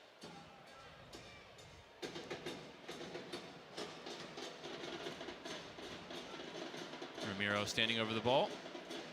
Hits it out to Shaq Moore in some space on the opposite side. Now Moore will be the one to lift it in. Looking for Musa at the back post. Just a little too much underneath it. And it's out for a goal kick. Well, 2026 season tickets are on sale now. It's the best way to experience FC Dallas soccer, from discounts on concessions to exclusive membership experiences you can't get anywhere else. An FC Dallas membership is a must-have for any Dallas soccer fan. You can find the membership that's perfect for you at fcdallas.com/memberships. You know, it's interesting on Shaq Moore, it is sort of natural position right back. You know, you don't really get a chance to hit a lot of 40, 45-yard balls, right? I mean, maybe you can hit a big switching ball, but that's not really his game. I don't think he's quite got that one, but that 40 or 50-yard ball that he can hit from his new position is good for him. Here's Jackson called into action way out off his line, pops up straight into the air. Awkward one for both teams to try and corral. Uragide eventually is the one to provide some order in the chaos there. Finds Kappas. He can hit that switching ball with the best of them, and he does here. Ramiro out to Patrickson on the halfway line. Spots the run of Logan Farrington, trying to repeat the trick of diagonal in behind, but that one sails through to Zach Steffen. Both goalkeepers not taking any time on the ball in these opening 20 minutes, quickly firing it out, getting their team going the other way, especially with that Dallas goal going in. Colorado with a real sense of urgency. They know what a defeat could mean for their playoff chances tonight. Dallas with a game in hand on them and just 4 points behind. Interesting to see Abubakar is warming up right now. The former Colorado Rapid might indicate someone might have an issue along the Dallas back line. Here's Harris in a central position, finds Laraz out to Santos. Santos finds Aronson in the middle of the field. Musa drops the shoulder, able to make contact with him, and then he runs into Patrickson. Now Patrickson can spring the counterattack, and he just gave it away there. Looking for Musa when Farrington was the better option. Now Santos bending a ball in behind. Shaq Moore wins the first header. Breaks for Harris. Harris, low shot, wrong foots Jake Jackson. And Colorado are all level. Couple of mistakes in the build-up to that one, and the early Musa goals canceled out on 20 minutes. I tell you what, Eric Quill is not going to like about that sequence as Patrickson gives that ball away needlessly. Then he's not really getting on his horse to try to help Dallas get it back. And now you're right. I think Jacob Jackson is just leaning pretty hard to his left, maybe trying to see around some players. And it's really not a hard shot. Just sort of rolls in, but it's well placed into that lower left corner. Yeah, he's definitely trying to see through Kappas and Urigide there, and he just sees it late. By the time he sees it, it's by him. So Calvin Harris picks up his 5th goal of the season. A new career high for him. And we've got a new ball game.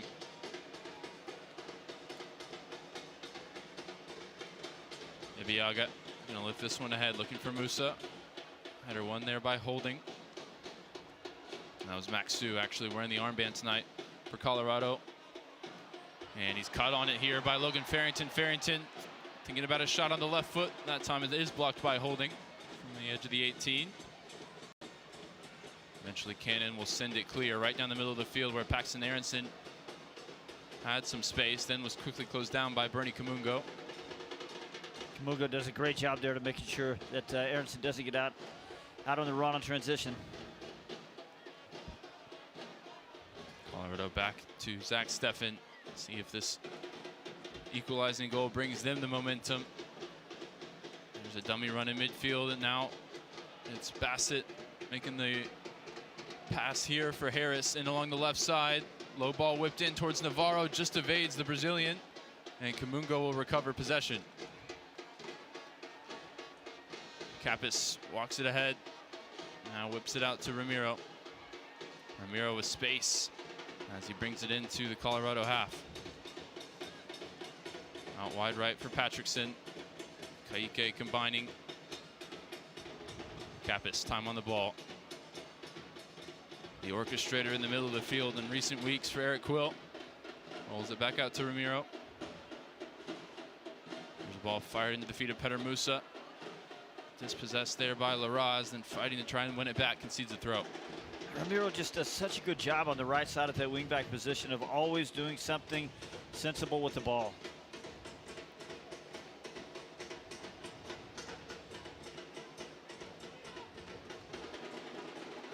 Santos takes the throw.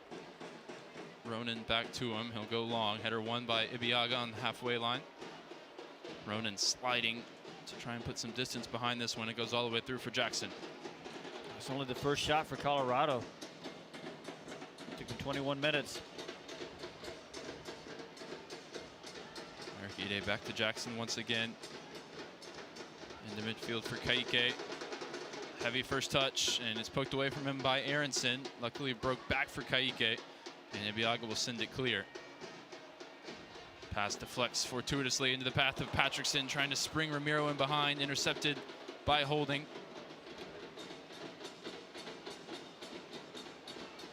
And Ronan now with time on the ball, bends this one in behind for the run of Larraz, popping up along the left side, skews that off his forehead and out for a Dallas throw. Dallas need a little bit more right now from Patrickson. Hasn't been his strongest half, and a good run of form of late. Excuse me, Ryan. Back behind the ball. Jacob Jackson and Kaike having a conversation. Kaike telling him, hey, you got to get that ball to me in a better spot there. You got to get it on the ground, but I don't know. I thought it was a pretty good ball in for Kaike. We've seen him there not always be the cleanest when he's handling it in the middle. Well, Paxton Aronson coming out of the Philadelphia Union system is going to be up there with the very best of them in terms of pressing. Here's a nice flick from him to spring Harris in behind, and Urquide concedes a corner. Armas, of course, with the Red Bulls background, likes the players that are good in the press, and Philadelphia produces those type of players. Yeah, and both of the Aronson brothers are just bundles of energy. Corner kick coming. Colorado from the near side. Santos will leave it for Ronan to take. And Swinger, the English midfielder, in his 3rd season with Colorado. Rapids have crowded the 6-yard box here. Some big bodies up from the back. And Drew Fisher's going to have a conversation. Make sure that Colorado's not impeding the Dallas goalkeeper. Maxu's got a goal against Dallas in his career. Holding, looking for his first in MLS.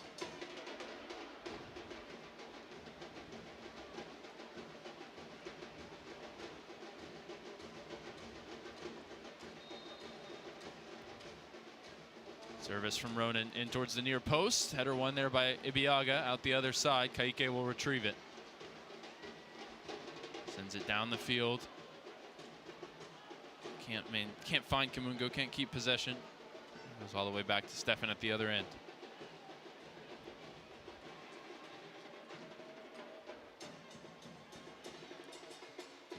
Stefan chipped ball out towards Cannon. Kamongo hops in the passing lane and got ahead to it, and now he's interested and got a foot to the ball there ahead of Maxu. Cutback ball finds Petter Musa, corner of the 18. First time ball looking for Farrington, breaks for Kappas instead. Shot on target, spilled by Stefan. Farrington was there.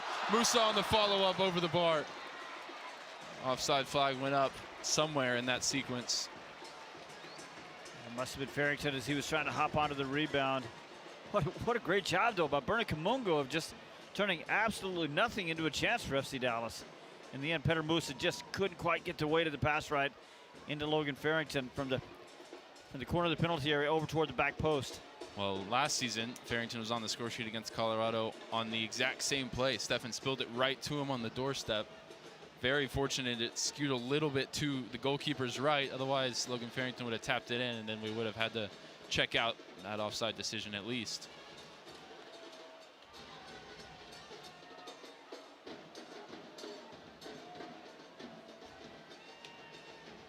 Kaike shrugged off the ball there by Larraz, who wins a foul.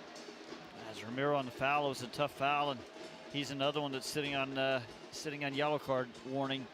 One more, and he'll have to sit out a match. Dallas would have to find somebody else to play that right wingback position that he's done so well over the last few weeks. Next up for Dallas on the road at Portland. Not an easy game, and another really six-pointer. They pretty much all are the rest of the way, but a game against a team that I believe comes in tonight in 6th place. Free kick now for Colorado.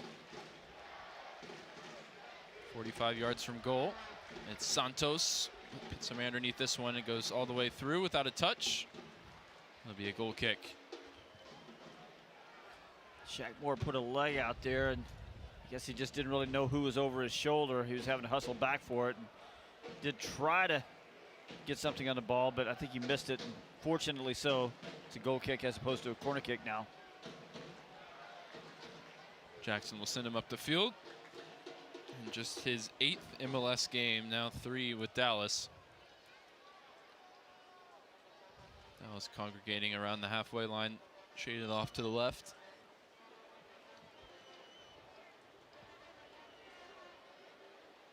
Musa, nice first touch. That's at the feet of Kappas. Out wide for Bernie. Goes back for Shaq Moore. Kamongo to Kaike. Back to Urigide. Dallas going to switch the play now from left to right. Ibiaga didn't see anything he liked. Goes back for Urigide. Colorado triggers the pressure as Urigide looks to go over the top. Santos wins the header for Colorado. Patrickson gets the second ball. Now Ibiaga finds the feet of Musa. Musa clean first touch. Gets it out wide right for Ramiro. Ramiro back to Petter Musa.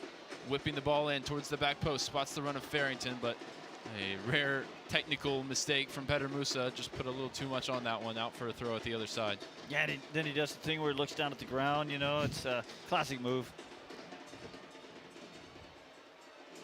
So throw in for Reggie Cannon. 15 yards from the corner flag on the far side. Good distance on the throw. Looking for Navarro, but Shaq Moore able to win possession back. Kaike, first time ball given away to Bassett. And then the Rapids make a mess of it, and Kaike has won a foul. And the yellow card quickly out of the pocket for Cole Bassett. First booking of the game issued there by Drew Fisher. It's on a foul against Kaike, and man, he has been, speaking of energy, he's matching Aronson's energy here. Might have made a little bit of a meal out of that one. You can join FC Dallas for Fan Appreciation Day, the final home game of the season the regular season, where we celebrate you. FC Dallas hosts the LA Galaxy on Saturday, October 4th here at Toyota Stadium. That game kicks off at 3:30 p.m. Visit FCDallasTickets.com for more. Patrickson lifting it in from the free kick. Header back across goal. Looking for Farrington now. Breaks for Kamongo on the far side. The offside flag is up.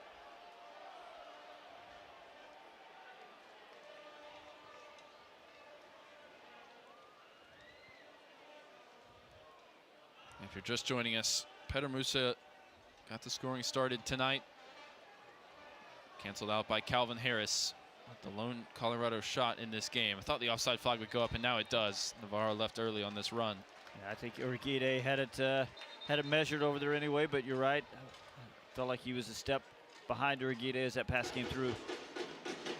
Well, he's trying to find an inch, let alone a yard, against Osaze in this one. 32nd minute. Urquide takes the free kick, just rolling it over to Shaq Moore.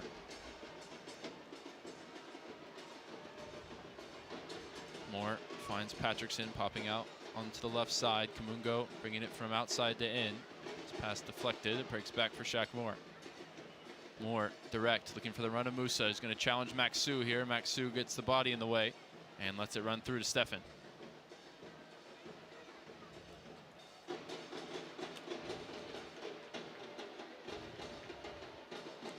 Reggie Cannon, ball down the line, looking for the speed of Calvin Harris. Shaq Moore measures it well. And it's out of play for a Colorado throw. Take it quickly into the feet of Harris. Sets it back now for Paxton Aronson. Into Cole Bassett inside the D. Switching it out to this near side for Rafa Santos. Whipped ball in. Jackson two-handed punch away. Breaks now for Connor Ronan. Top of the box. Set back for Paxton Aronson. His cross was blocked by Ibiaga. Broke back for him. Now wide on this near side with Rafa Santos. In towards Aronson, towards the byline. His cross blocked by Urquide. And Larraz won the header, but Patrickson well positioned to send it clear for the moment. Possession stays with Colorado until Santos got his footwork wrong and let it run out for a throw. So Colorado likes possession about as much as FC Dallas does. Neither team really wants to build out. Colorado definitely feeling like they could go over or through the FC Dallas defense tonight because they're going very direct. Pretty much every attack. I think this game would have looked very differently if it was played about a month ago when it was feels like 110 degrees down on the field. Nice flick from Musa, and Farrington lost his footing. His shoe came off at the wrong time there. That looked painful. Walking a little gingerly. The bigger the dog, the harder the fall. Yep. Holding.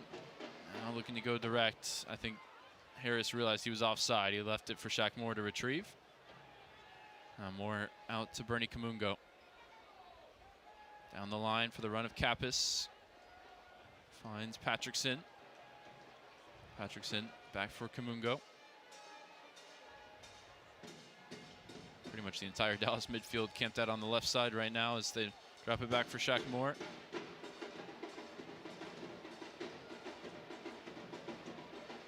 Shaq Moore on a dribble run, head of steam, options either way. Chips the ball in behind, looking for Ramiro on this near side. He's going to track it down. First time cross back into the middle. Petar Musa, header looking for Farrington. Was behind the big dog on that occasion. Well, nobody stepped up to account for Shaq Moore there. He dribbled all the way into the edge of the penalty area before chipping that ball over the backside, looking for Ramiro. Now Kamongo will look to do the same, taking up the space afforded to him. 1-2 with Petar Musa. Bernie Kamongo, ball across, looking for Logan Farrington, and a corner kick conceded now by Rob Holding. Man, Kamongo just looks so comfortable, so confident over there right now. He's having a good match. Really putting a lot of pressure up that right side, up his left side, up Colorado's right side. Patrickson across to take the corner. And swinging service on the way from the Ecuadorian.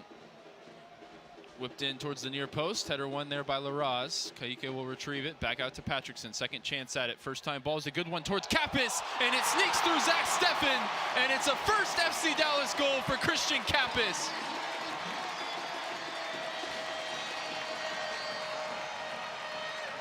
con la asistencia de Patrickson on Hispanic Heritage Night. Well, how about that? We talked about Zach Steffen. He's having a good year. I tell you what, though, Delgado does the right thing. He puts that ball right back in, puts it into a good spot. It's an in-swinging cross as that second phase on the corner kick. Kappas, I'm not even sure how much of a touch he gets on it.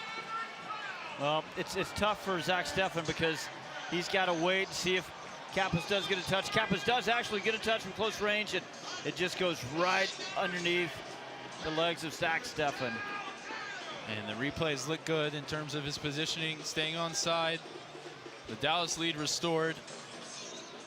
And Christian Kappas can savor his first goal for the first team.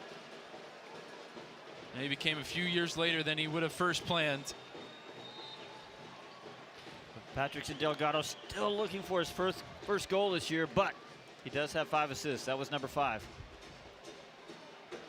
And his set piece service, his final third quality has really started to shine in recent weeks as he's gotten a consistent run in the team.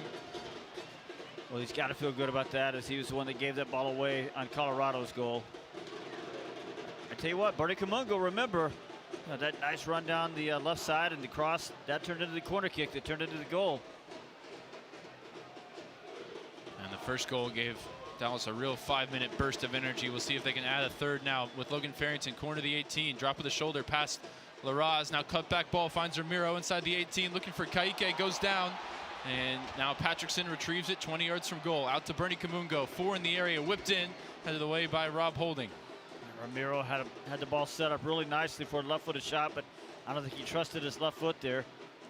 Logan Farrington wins it back in an advantageous position now, looking to get to the end line. Thought he had a throw, and the referee says it came off him last, out for a Colorado throw, maybe just to break the pressure there. Ryan, I'm going to tell Sam Hale sitting to my right to put a pin in Bernie Kamungo. I'm going to tell you something else at halftime during our talk there, something else he's doing really well right now. He's terrorizing that far side for Colorado. That's Back the most involved important in the thing. action, and here Patrickson looking for a first-time ball to Musa, just off the mark. Now Kappas looking for that same pass, just off the mark to the other side, and it runs through for Steffen.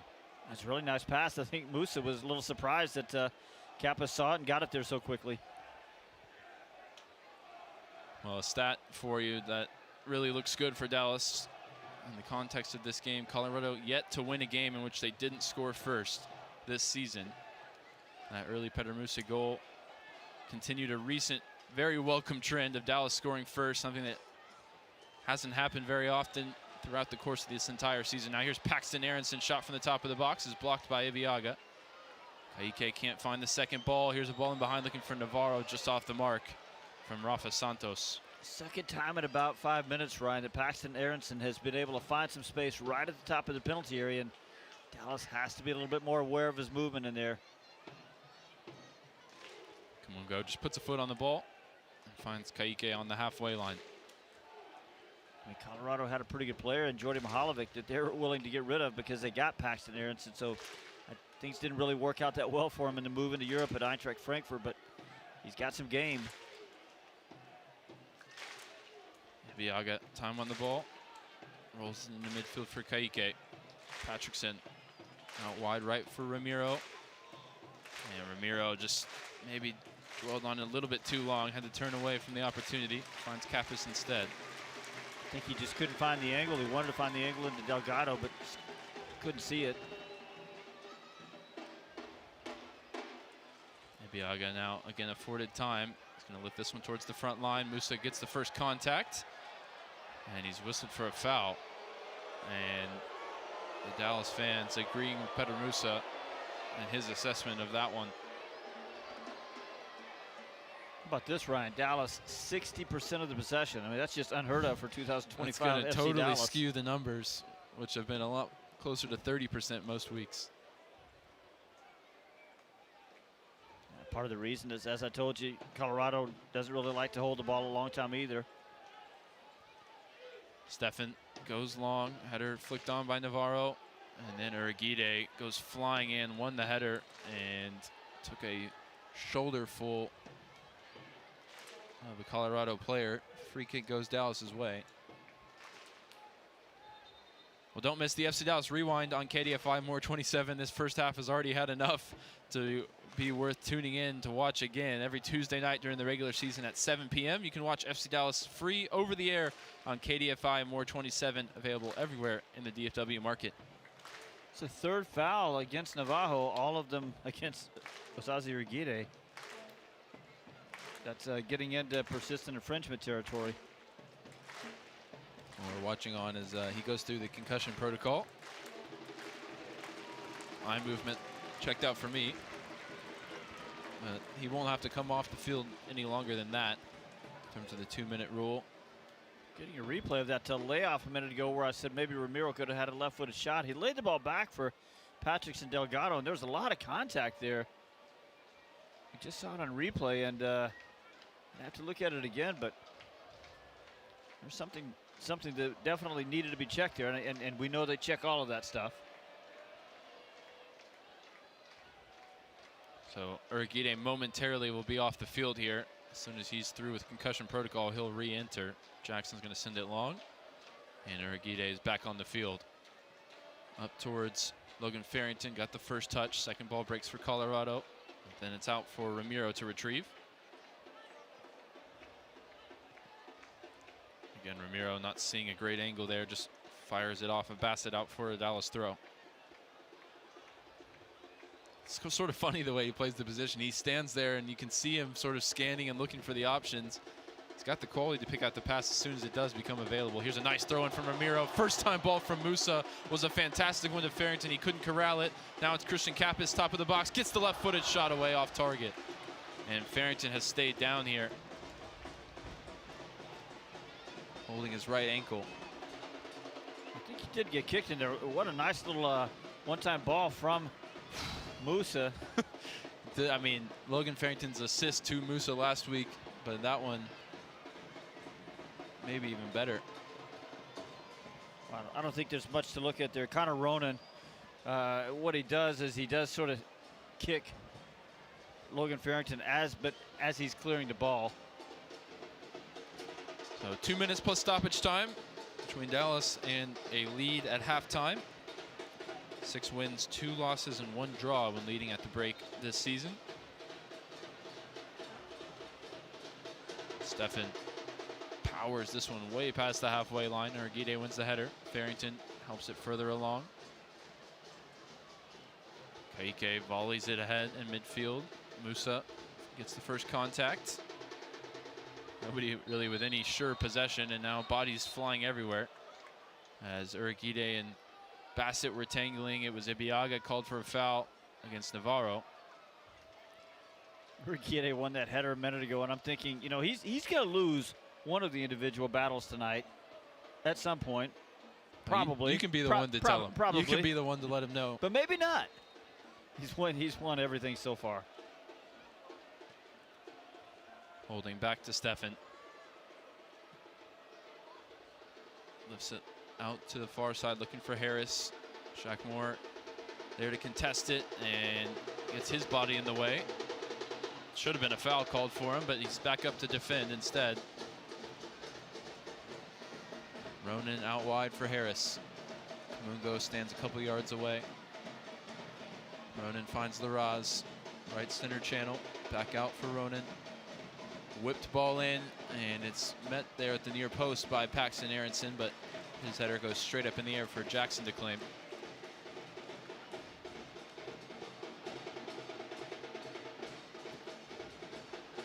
Four minutes added on here in the first half. As we start stoppage time with a long ball from Jacob Jackson. Jackson's goalkeeper kit looking very Dynamo-esque, isn't it? It is. That's my least favorite part about this whole thing. There's a lot to like. The orange, I don't know. Ronan to Aronson in midfield. It should be noted that everybody that has the archive kit, Colorado included, does have the same orange goalkeeper kit that they use, so it's not an issue on our end going with orange. Now it's looking for maybe a third goal, an exclamation point to cap off a really solid first half performance. Pace has slowed down as we've entered stoppage time. Here's Kappas in the middle of the field. Switching it over to Ibiaga. Out wide right for Patrickson. Assist on the most recent tally. He'll bring it infield on the dribble and then drop it off for Shaq Moore. Colorado with everybody back defensively. Kamongo sees two defenders, checks back again for Shaq.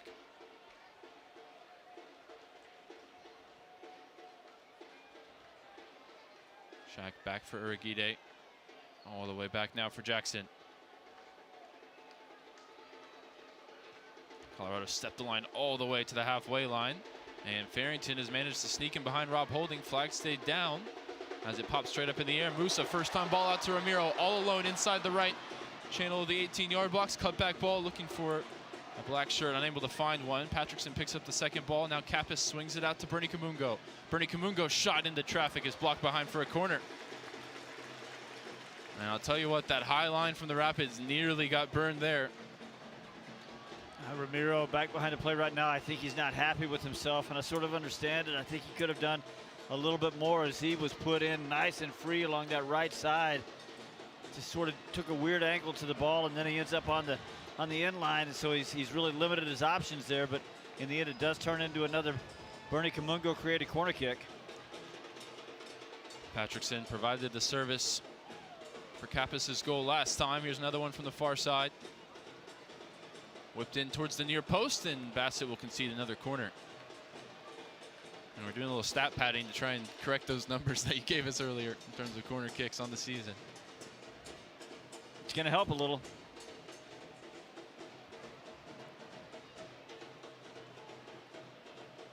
Here's the second service from Patrickson, right on top of Stefan, who got a right fist to it. Kaike back into the mixer before it's volleyed clear. Shaq Moore back out to Patrickson. Second ball, puts it through the legs of Harris. Oohs and ahs from the crowd. Now he'll drive forward out to Bernie Kamongo on the left side. Lifts the ball in. Too much air underneath it as Ibiaga was running free through the 6-yard box. Just missed him. Bernie Kamongo has not done much wrong tonight. He's really having a nice, strong first half. But that time he just didn't hit the left-footed cross right. Let off for Colorado as the final seconds of this first half stoppage time are ticking down. Dallas really looking to add that third goal. Delgado really did enjoy that. You could tell he enjoyed the nutmeg over there on Harris. And Harris, as it happened, you can see this look of exasperation on his face as he just sort of slumps away. Stefan launches it long with 20 seconds to play. This one's flicked in behind for Harris. I think the flag should go up against him, and it does, a little belatedly. That may be the final action of this first half. It's the first time Navajo's won a header or won anything tonight against Uragide. Good time to let you know that Toyota Stadium renovations are underway. You can check out the new construction cam to see the latest updates in real time. You can learn more about the ambitious project to give Toyota Stadium a brand new roof to cover every seat in the house. And check out that construction cam at newtoyotastadium.com. Whistle goes from Drew Fisher as we head into the halftime break. Dallas scoring early through Petter Musa. Christian Kappas giving them the lead after Calvin Harris's equalizer. It's a 2-1 advantage for the Dallas Burn heading into the halftime break. A big 45 minutes coming up. But first, it's the halftime show here on the FC Dallas Radio Network. You've been listening to FC Dallas Soccer presented by Toyota on the FC Dallas Radio Network. So, what'd you do this weekend? Well, just took the Tacoma off-road, deep into the woods, got to this hidden campsite only it could reach. Nice. I hooked up the boat to the Tundra and hit up the lake. Towed it like a pro. Had the whole lake to ourselves. Hey, wait, did I mention I went rock climbing too? Uh-huh, yeah, thanks to the Tacoma's crawl control. Well, sounds like we both had fun weekends. Mine was better. The Toyota Tundra and Tacoma are built for all the fun. Test drive at your local Toyota dealer or visit Toyota.com today. Toyota, let's go places. Feature availability differs based on trim. See Toyota.com for details. UT Southwestern Medical Center in Dallas, Texas, where discoveries change lives. The spark of collaboration that fuels bold thinking in our labs. The spark of inspiration that motivates greatness in the next generation. And the spark of innovation that pushes the boundaries of today's care. At UT Southwestern, teamwork and talent combine to fuel discovery, education, and healing. UT Southwestern. The future of medicine sparks here. In sports, if you think joy only happens after you win, think again. Look at the world's most successful athletes like Serena Williams, Brooks Koepka, and Alex Morgan. They don't spend all their days grinding away. They take time to enjoy themselves, like getting together with friends over a Michelob Ultra, because they know that happiness is the key to winning, and that joy is the whole game, not just the end game. Michelob Ultra. 95 calories, 2.6 grams of carbs. It's only worth it if you enjoy it. Enjoy responsibly. AB Michelob Ultra Light Beer, St. Louis, Missouri. Hi everyone, it's Petar Musa and you are listening to FC Dallas Soccer on the FC Dallas app. After 45 minutes at Toyota Stadium, FC Dallas leads Colorado Rapids 2-1 in an important 6-pointer for the Western Conference playoff picture.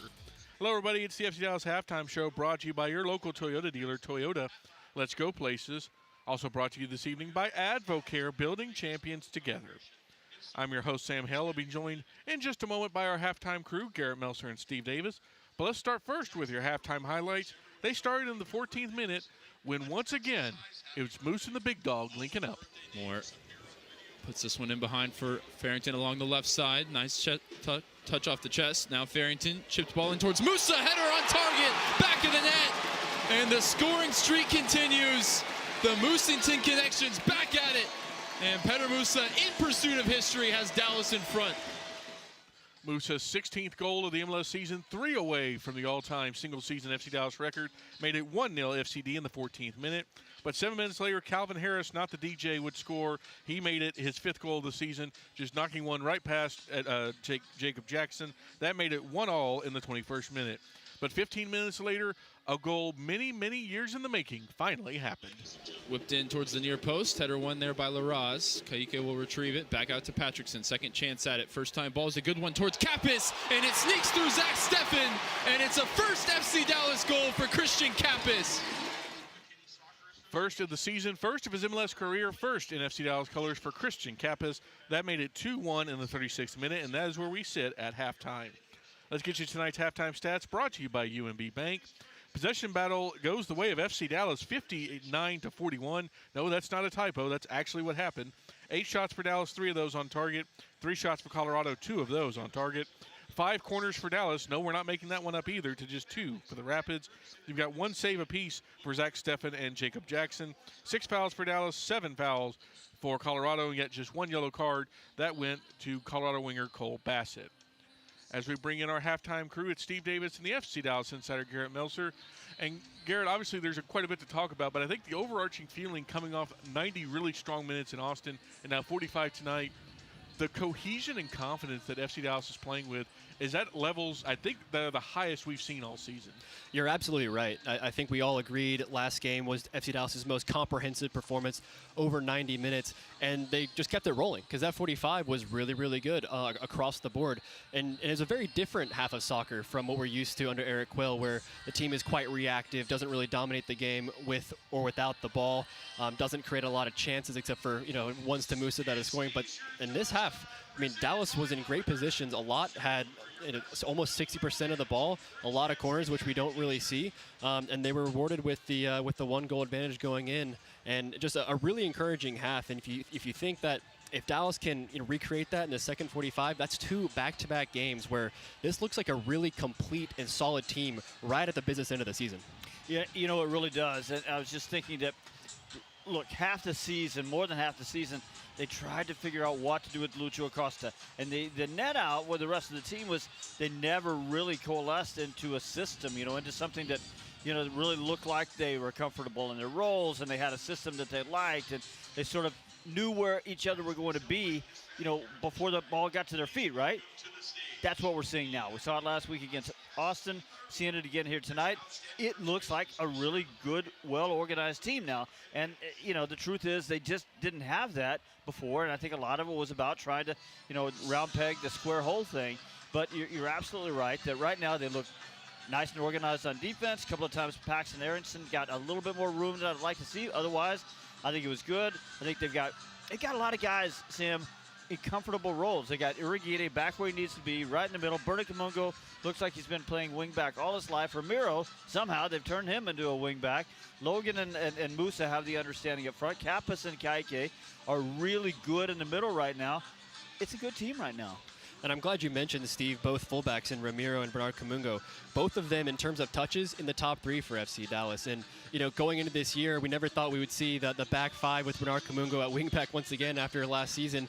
But Eric Will has just found this system, and he's just got guys playing in the right spots, which it was not the spots that we expected, but they're playing really well, and they're looking confident. Because I haven't seen Bernard Kamongo look this confident, especially in back-to-back games, since 2023 in his breakout year. And Steve, you mentioned it during the broadcast, so we'll bring it up here. A couple of weeks ago, Eric Quill said Bernard Kamongo might be the best wingback in MLS. And we kind of were like, okay, hey, this is a coach that loves to give confidence to his players.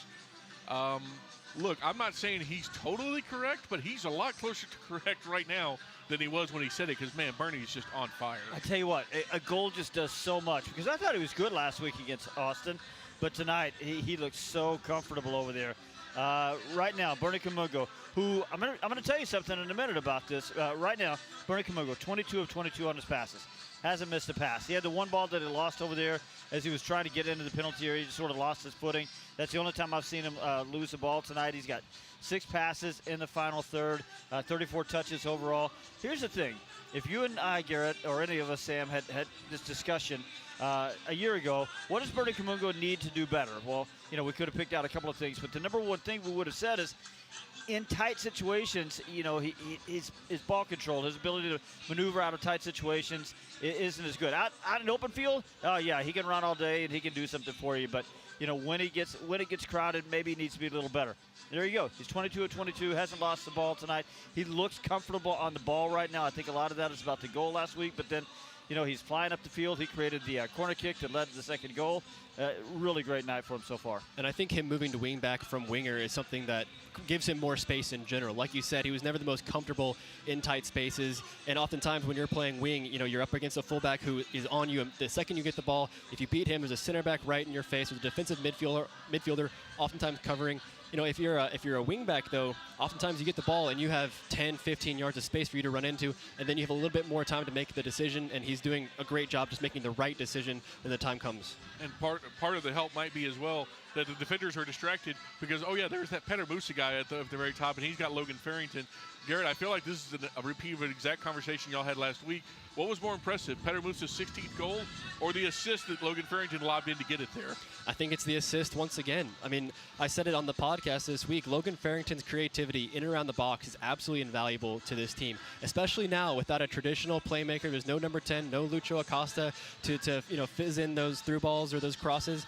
Logan Farrington has stepped up and become that main creator for this team. Last week it was the no-look back heel, which caught everybody by surprise except for Petter Musa.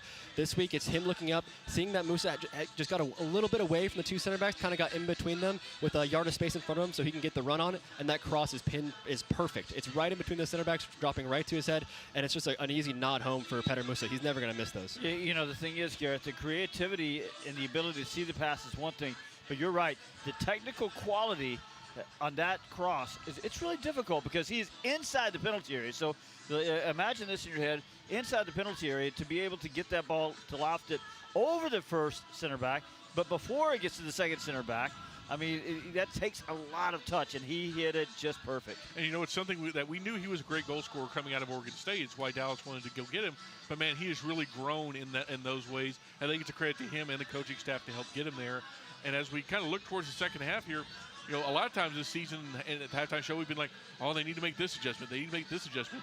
Steve, at this point, I think they don't need to make any adjustments until somebody gets tired. Am I wrong? No, I think it's crystal clear. Everything's going your way. I think what we have seen is that Kappas tends to wear down a little bit, but I think he's getting more fit. Eric Will told us that the other day. So keep your eye on that a little bit, especially because we know Paxton Aronson, he's gonna retain the energy. So they do have to keep that going. I think Kaike's expending a lot of energy out there. It is still a warm night, so you do want to keep your eye on that.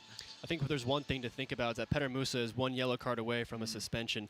If you get another goal and you're 2 up with 20 minutes left, maybe you look to make a change, an Anderson Julio type, someone who will run in behind, and so you guys can hit on the counter a little bit more and just protect Musa, try to get him, just protect him from that second yellow card, because we know this team looks a whole lot different without that big number 9 up there. Great point. You could also bring in maybe shift Arrington up top and bring in Dietzen on the right if you want to do that. And, of course, this could be an opportunity to bring in Nolan Norris one last time before he heads off to the U20 World Cup. Maybe him and Sebastian Lletget could come in and kind of spell Kappas and KK. But these are good problems to have, especially as Dallas leads 2-1 here at halftime. They're trying a win tonight and results elsewhere get them into that final playoff spot in the Western Conference.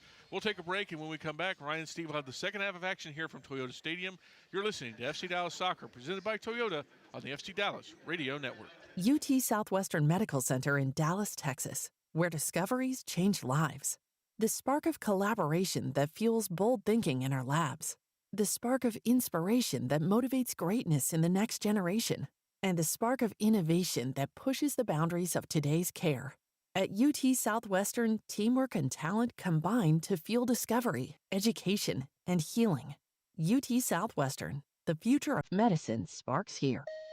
Welcome to the world of WinStar, the casino of FC Dallas, where 10,000 electronic games plus roulette, craps, and blackjack is just the beginning. Get lost in our 2-story luxury spa. Enjoy 36 holes of championship golf and catch the biggest names in music and comedy at the spectacular Lucas Oil Live, all just 1 hour north of DFW.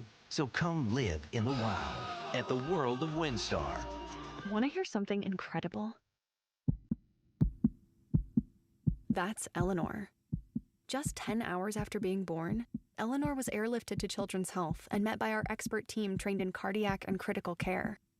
At 4 days old, she received a stent to help her heart pump blood to the rest of her body. And today, she's a happy, healthy 1-year-old. That's incredible. That's Children's Health. Incredible together. So, what'd you do this weekend? Well, just took the Tacoma off-road, deep into the woods, got to this hidden campsite only it could reach. Nice. I hooked up the boat to the Tundra and hit up the lake. Towed it like a pro. Had the whole lake to ourselves. Hey, wait, did I mention I went rock climbing too? Uh-huh, yeah, thanks to the Tacoma's crawl control. Well, sounds like we both had fun weekends. Mine was better. The Toyota Tundra and Tacoma are built for all the fun. Test drive at your local Toyota dealer or visit Toyota.com today. Toyota, let's go places. Feature availability differs based on trim. See Toyota.com for details. Hi everyone, it's Paxton Palmacall, and you're listening to FC Dallas Soccer on the FC Dallas app. Well, welcome back for the second half at Toyota Stadium. Tonight, Dallas in front 2-1 after 45 minutes against the Colorado Rapids. A playoff 6-pointer. And with the results as they stand right now, Dallas currently into the playoff positions in the 9th spot. Still games to play tonight. Still, of course, games in hand and all things to sort out as the season goes on. But as we wait for Colorado to make their way out of the locker room after what was, I'm sure, a fiery talking to from Chris Armas, we'll take you around the league quickly in some of these games that matter for Dallas down the stretch. Houston hosting Portland tonight. They're up 1-0 at the break thanks to a goal in the 44th minute from Ezekiel Ponce. Vancouver up 2-0 on the road at Kansas City. Minnesota down 2-0 at home to Chicago. Later on tonight, a big one, San Jose hosting St. Louis. Dallas hoping for a little bit of a favor there from St. Louis. And then tomorrow, a couple games to watch. 6 o'clock, Austin hosting Seattle. 8 o'clock, LAFC against RSL. A lot of teams to watch, some hate watching to be done, Steve, but ultimately in the first half, Dallas did their job, getting the early goal from Pedro Musa, responding to the equalizing goal from Calvin Harris. Christian Kappas with a great individual moment. That half had a lot to like, and the hope to implement everything that they had in the first half again here in the second. Yeah, and I really like what Garrett said, excuse me, right to the end of the halftime show, which is that if they can get another goal, I know it's getting a little greedy, but if they can get another goal, maybe Musa can get another goal, get him off the field, because we don't want him to see him get that 5th yellow card, which would lead to a suspension. Well, Musa was part of a attacking thrust towards the end of stoppage time that looked to add that 3rd goal. Now they've got 45 minutes to go in pursuit of it. Colorado gets us underway here in the second half, and what is now becoming the in vogue kickoff play across world soccer. Just kicking it straight out of bounds and getting into the pressing structure and trying to force a mistake from Dallas coming out of the locker room. Ramiro sending it down the line, header won by Colorado. Stab down the line for the run of Navarro, and Ibiaga is going to send that one just about to the construction site on the far side of Toyota Stadium.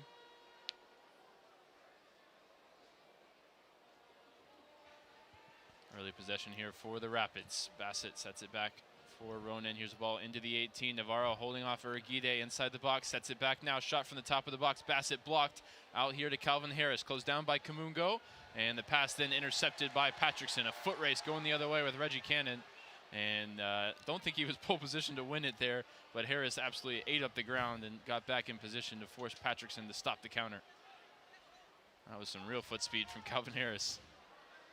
Dallas keep possession with Shaq Moore. He's going to go over the top here, looking for the run of Farrington. Maxu read the ball well and won the header.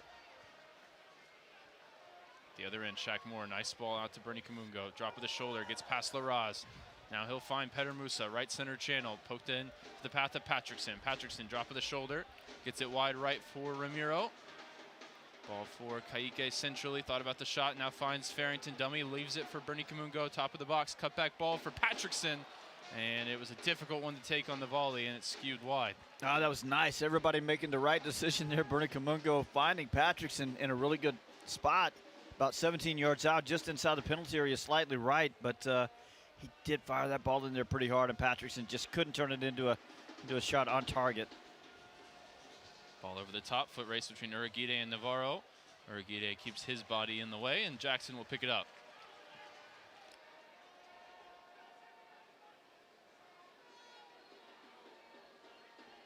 Dallas fans making their way back to their seats after some halftime refreshments. Jackson launching it long out to the left side, just out of the reach of Bernie Kamongo. Another sellout crowd tonight at Toyota Stadium, celebrating Hispanic Heritage Night. A lot of festivities going on with the burn kit as well, worn for the third and final time in this regular season.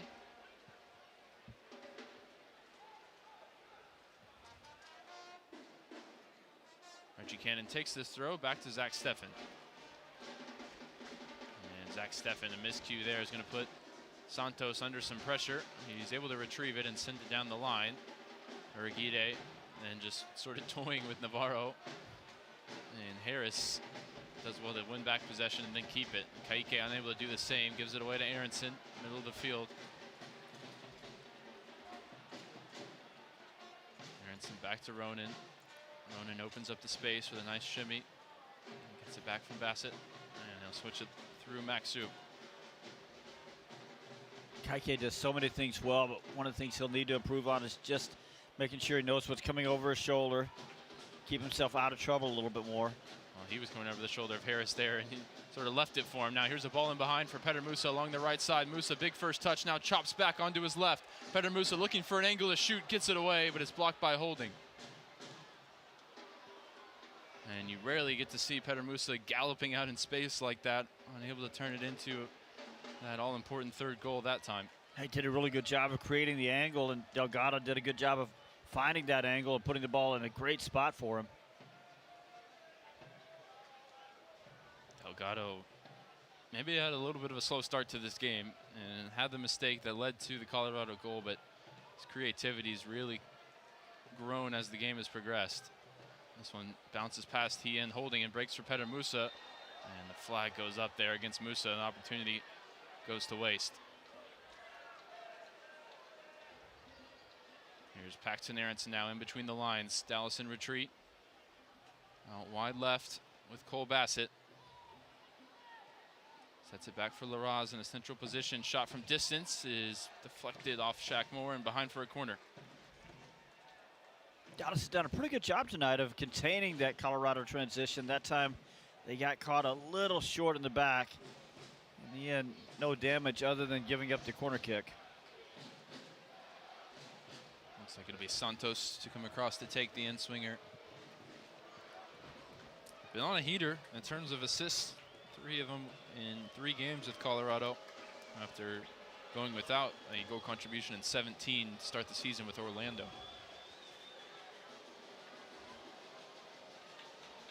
They'll line up the end swinger. Colorado with 5 players around the penalty spot, 2 inside the 6.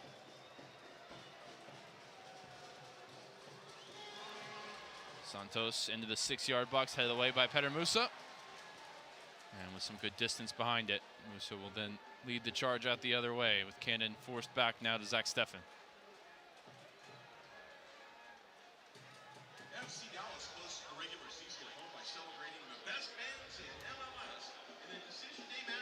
Laraz and Ronan working it into Colorado half. Now out to Reggie Cannon, popping up on the left side in the aftermath of the set play. Cole Bassett off the left. A couple of step overs, looking to free himself up. Ball down the line for Bassett, and a corner kick will be conceded there by Shaq Moore. Didn't agree with the call. Good start for Colorado in the second half. Haven't really done much to bother the goalkeeper Jackson, but starting to apply a little bit more pressure on the FC Dallas back line. Another corner this time from the far side for Ronan. And this time Colorado will crowd the 6-yard box. Jackson had a nice punch in the first half in one of these situations. Have to be big here. There's literally 15 players inside that 6-yard area right now. Ronan drops it right on top of Jacob Jackson, and he gets a nice punch away. Retrieved by Kaike at the other side. Kaike looking for somewhere to go with it, just clears his lines. And it's a nice clearance, and Kamongo is interested. Santos does well before Musa commits the foul against his former teammate at Boa Vista, Reggie Cannon. When we first signed Petter, Reggie Cannon, who was at QPR at the time, was the first to welcome him in the Instagram comments. Agent Reggie doing some good work for the club even after he left. Another random one, a Brøndby connection between Christian Kappes and Andreas Maxu. 42 games together in Denmark. On the opposite sides tonight. Santos steps over it. Ronan whips it in towards the top of the box. First contact made there by Colorado. Breaks out for Navarro. Corner of the 18. Bending ball in. Ibiaga stooping low to head that one clear. Aronson finds Santos. Central position for him. Whips it out wide left. And a nice tackle there from Ramiro, but only as far as Aronson. Bending ball in was a dangerous one. It just evaded Navarro as Jackson picked it up. Jackson wanted to go quickly, which he did to great effect last week, assisting the second goal. Didn't see it on that time. I'll just roll it out short. Urguide chipped the ball out to Ramiro. Takes it off the chest. Finds Kaike out wide right with Patrickson. Patrickson takes it on the dribble. Musa lifts it over the top for Kaike. May have left early, but the flag stays down for the moment. Backheel sets it up for Patrickson. Shot is blocked by Ronan, out for a throw. Flag never goes up. So well spotted, well timed run there. Kaike out of midfield.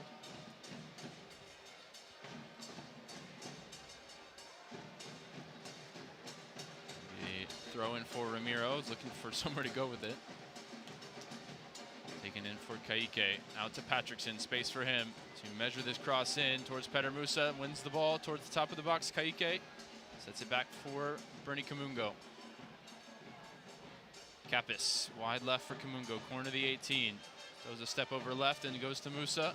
Kaike inside the box, unable to keep it. Musa quickly back onto it, forced wide. Faces up and now whips the cross in towards Logan Farrington, not far from the forehead of the big dog there. Looking to return the favor from the first half.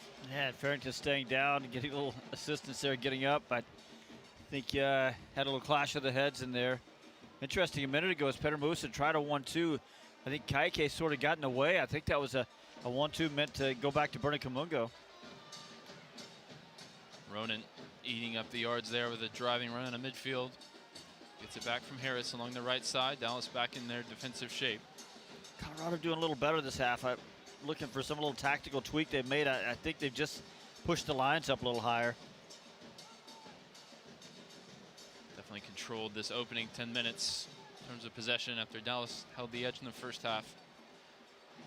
Cannon on the dribble up the right side, not closed down here. Is going to bend the ball into the box. Urguide wins the header. Ronan brings it down in midfield. Laraz back to him. Aronson popping up here on the right wing. Nice drop of the shoulder. Free himself up from Kappes. Combination with Laraz. Now Cannon whipping the ball in towards the back post. And Ramiro going to put this one behind for a corner. Not sure that was needed, but safety first there from the captain. I think that's where Ramiro, being a little less familiar with that position, sort of hurts him. He's just not sure, what's going on the backside over there, because he doesn't have the experience of having been back there just a whole lot. So just did the safe thing. Another opportunity. Colorado with their alignment here, where they've got 4 guys on the penalty spot now. Queuing the runs in as Ronan whips the cross in, and the referee blew the whistle. I think they're going to get another chance at it, which is frustrating. The foul should have been called. Well, I think the foul actually happened before the kick. It's on Navajo. That's number 4 on him. But, you're right. The whistle came after the kick was taken, but I think the foul happened right before. Well, either way, you shouldn't get a second chance at it if your own guy commits the foul. But that's what we got here with Ronan. Whipped into the near post, and Ibiaga heads it clear. Santos on the volley, and the follow-up is way off target. I suppose the ball don't lie.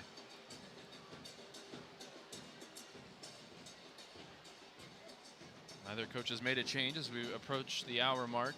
Both coaches running back the same lineup that won last week. Colorado using a 97th minute own goal to beat Houston. Dallas controlling and really dominating Austin FC with a 2-0 win here at home. Looks like that may change for Colorado soon. They've got guys up and jerseys are being handed out. Jackson's goal kick is just out of play, evading Patrickson.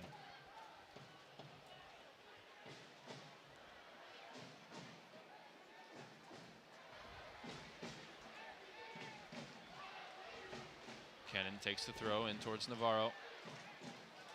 Nice work from Kaike to win the second ball. And his ball deflects fortuitously into the path of Farrington. Farrington finds Musa. And both Farrington and Musa just needed a run in behind and never came. Musa does well to win a free kick. I wouldn't have minded seeing Musa running behind. He was just standing about 5 steps off of Logan Farrington there. Wanted the ball, checked back to him. I think if he takes off, I think the Colorado line is up so high. Musa's not the fastest guy, but I think he can get in behind him. As good as Farrington and Musa are playing, it'd be difficult to take either of them off the field. But with this high line, it's got to be enticing to maybe bring in Anderson Julio into this game. Patrickson takes the free kick short. Shaq Moore in a central position. Gets it out to Ramiro on the right, who will now bend the ball in towards the back post. Breaks for Kaike, top of the box. Now Uragide looking for space inside the D. Ball now with Bernie Kamongo. Shot from distance off the left foot. Stings the palms of Zach Steffen. He's able to hold it. Kamongo just feeling it.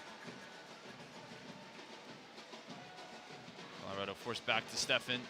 And a difficult ball to deal with there for Reggie Cannon. He does well to keep possession. He won't thank his goalkeeper for that pass. Dallas taking a moment there to try and put the pressure higher up the field. Larraz now switching the play through Aronson. Uragide, another duel there, one against Navarro. Feeling the stat sheet in that matchup with the Brazilian forward. Patrickson, tough one to handle in midfield, and able to clean it up on the second touch and win a foul. As you look at the bench for Colorado, you see a couple of names that they can't bring in that could hurt you. Darren Yappy's one. He's a forward that can get you some goals. Ted Kudapietro, he's got a little creativity from him. And then you look down on the sideline, and who's about to come in? And those two will be the first changes of the game in just a moment. Switching ball, looking for Kamungo, is intercepted by Cannon. Now Harris on it, forced back by Shaq Moore.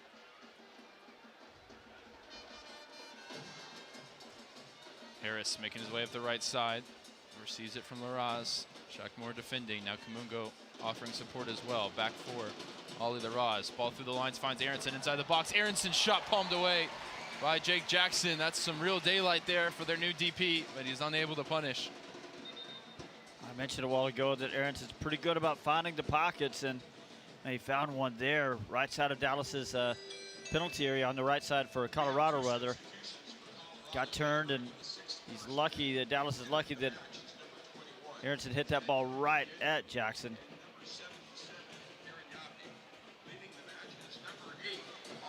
Harris, the goal scorer, is replaced by Kude Pietro, and Laraz is replaced by Yapi. That indicates an attacking change for Chris Armas. Don't think they need to win tonight, but they really can't afford to lose for their playoff hopes. Looking for an equalizing goal. Yapi has scored here at Toyota Stadium before, and he's having a little bit of a breakout year himself. 7 goals off the bench.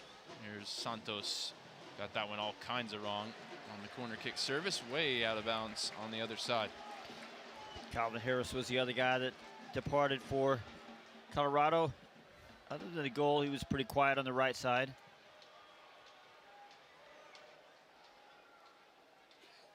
Jackson will take this goal kick. Fakes going short to Shaq Moore, and now we'll send the team up the field. Drew Fisher blows the whistle and then holds his palms out like, what are we doing here? Encouraging Jackson to hurry up.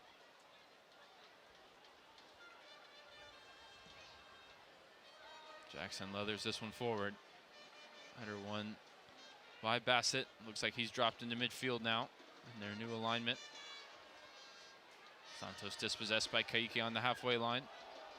Finds Christian Kappas. Kappas looking for Musa, and Cannon read the pass well, stepped in the way.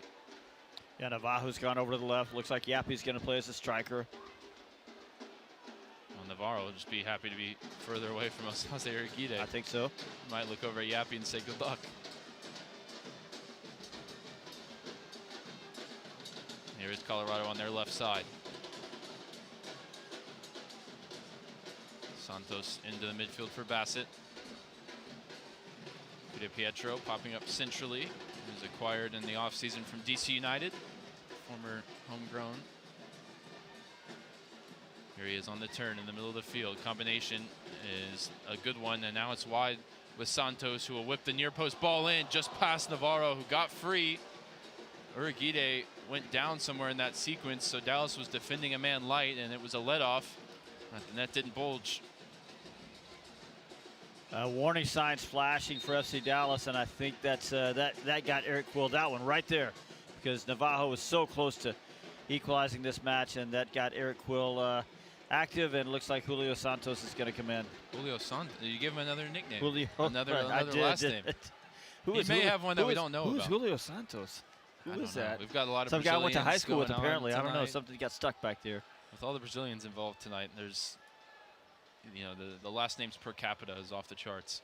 So as forwards, the front three for Dallas get a little tired. What happens is they're not coming back to defend, so that it leaves Dallas one person short. Oh, nice work from Patrickson. Finds Farrington. Farrington in behind for Ramiro. Top of the box. Good first touch. Cut back ball. Looking for Farrington again.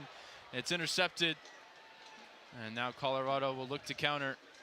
Patrickson just winning a nice ground duel there and springed into that opportunity. Second time tonight, Ramiro's had a great shooting opportunity and chose to pass, and he's been so good over there, but I think if he's going to play that position, sometimes he's just got to put his foot through the ball, get it on goal. I guess that is the one major trade-off between him and Shaq Moore, who has 3 goals this season and has shown he's comfortable in those positions. It's a great thought, because absolutely, positively, 100% Shaq Moore would have put his foot through that one. Julio going through his final sprints. See who he's set to replace in just a moment.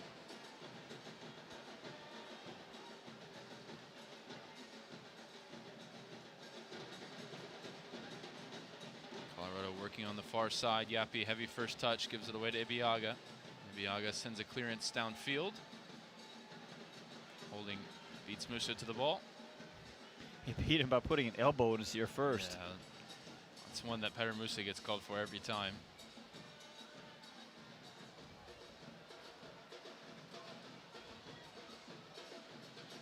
Colorado starting to feel some momentum. Here's a ball in behind for Navarro on the far side. Urquide able to get there first and keep it in play, but still a good break for Colorado that he did.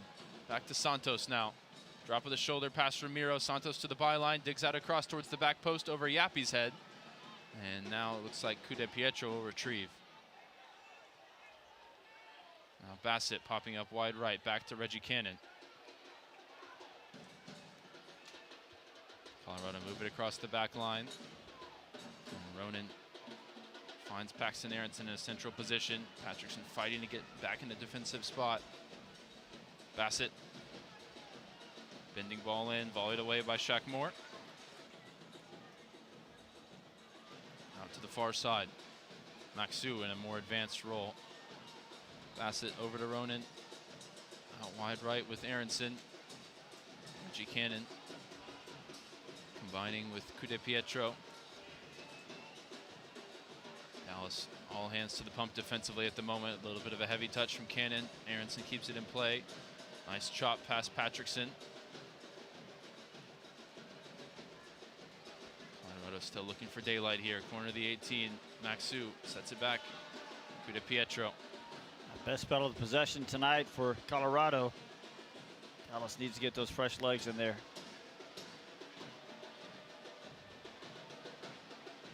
Julio now is going through a second warm-up as he's been made to wait. Navarro checking in, receives it, nice combination. And Kappas with an important interception, and a clearance finds Petter Musa. He's lost out there to Reggie Cannon. Kamongo steps into the passing lane, a nice interception. Breaks back for Colorado, now chipped out to where Kamongo should be, and Kamongo gets back in time. Getting in the way there for Yappy, concedes a throw, and that will allow Julio to enter this game. Yeah, right now Colorado's got more energy. Dallas twice there has the ball and can maybe hold under a little bit of possession, but good counter press moment for Colorado and gets it right back. So it'll be Farrington, assist in the first half, replaced by Anderson Julio. Thought he got back on the score sheet last week before it was ruled offside. Looking for his first goal since May against Real Salt Lake. And he'll get opportunities tonight, Steve, if Dallas can find him on the counterattack with the way Colorado are setting their defensive line. No, it's true. They just got to get on the ball. Right now it's all Colorado in possession. And Julio take the momentum from that goal, even though it didn't count. And turn it into one that might put a nail in the coffin tonight. Play in the 68th minute. Kappas down the line for Musa. Musa sees the run of Julio. Here's a first-time ball in behind, looking for the Ecuadorian, but Maxu able to win the header. Even though it didn't work, though, Colorado, that might push their lines back just a little bit, because they'll know the danger that Anderson Julio presents.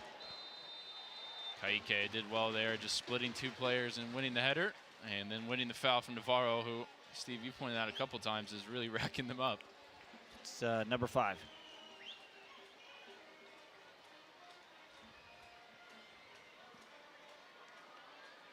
It's a lot of force in it again. I'll tell you what, Petter Musa, we talked about, he's on yellow card warning. He's gotten many yellow cards for much less than what we've seen from Colorado's number 9 over the course of this season. Jackson launching it long, too much air underneath it. It's going to roll out for a goal kick. I don't think he's been bad per se tonight, Jacob Jackson, but he hasn't quite had the same juice that he had in those first 2 games. It'd be hard to match. Some of the service just not quite up to the standard he set, including that assist last week. It was a good ball, though, out towards Patrickson, and Patrickson rewards him by whiffing on the header completely. Colorado in possession and with Bassett in the middle of the field. Kude Pietro, right center channel. 30 yards from goal. Will send a low ball in. Navarro flicks it along. Ibiaga did well to stab a foot at it, and Kaike will send it clear.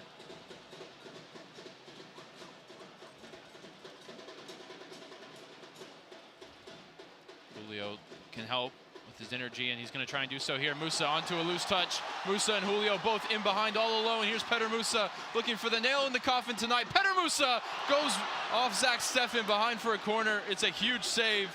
Multiple Dallas players throw themselves to the ground. They couldn't believe Petter Musa didn't just score the third. It's a big moment for Zach Steffen. 71st minute, write it down. And then Musa takes the corner quickly. He's got another corner coming. And he really needed to score that because all he had to do was square the ball over to Anderson Julio, and that's a goal.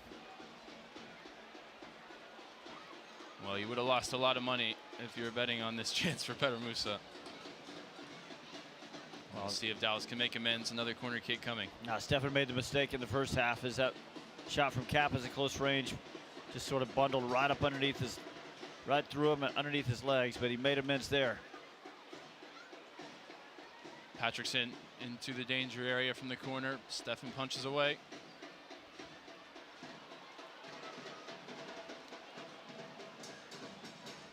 Well, one almost moment for Julio, one almost moment for Musa. And the substitution has certainly given Dallas some life going the other way. Now here's Patrickson, able to win it off of Bassett. Try and spring Julio in behind. He just got caught flat-footed there.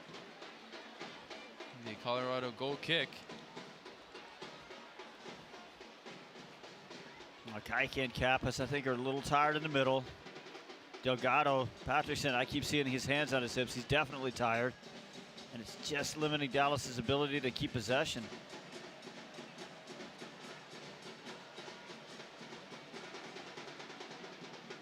Possession with Colorado in their own half here. Ronan over to Holding, who's, well, let's just say he owes Zach Steffen big time on the mistake that was bailed out by his goalkeeper.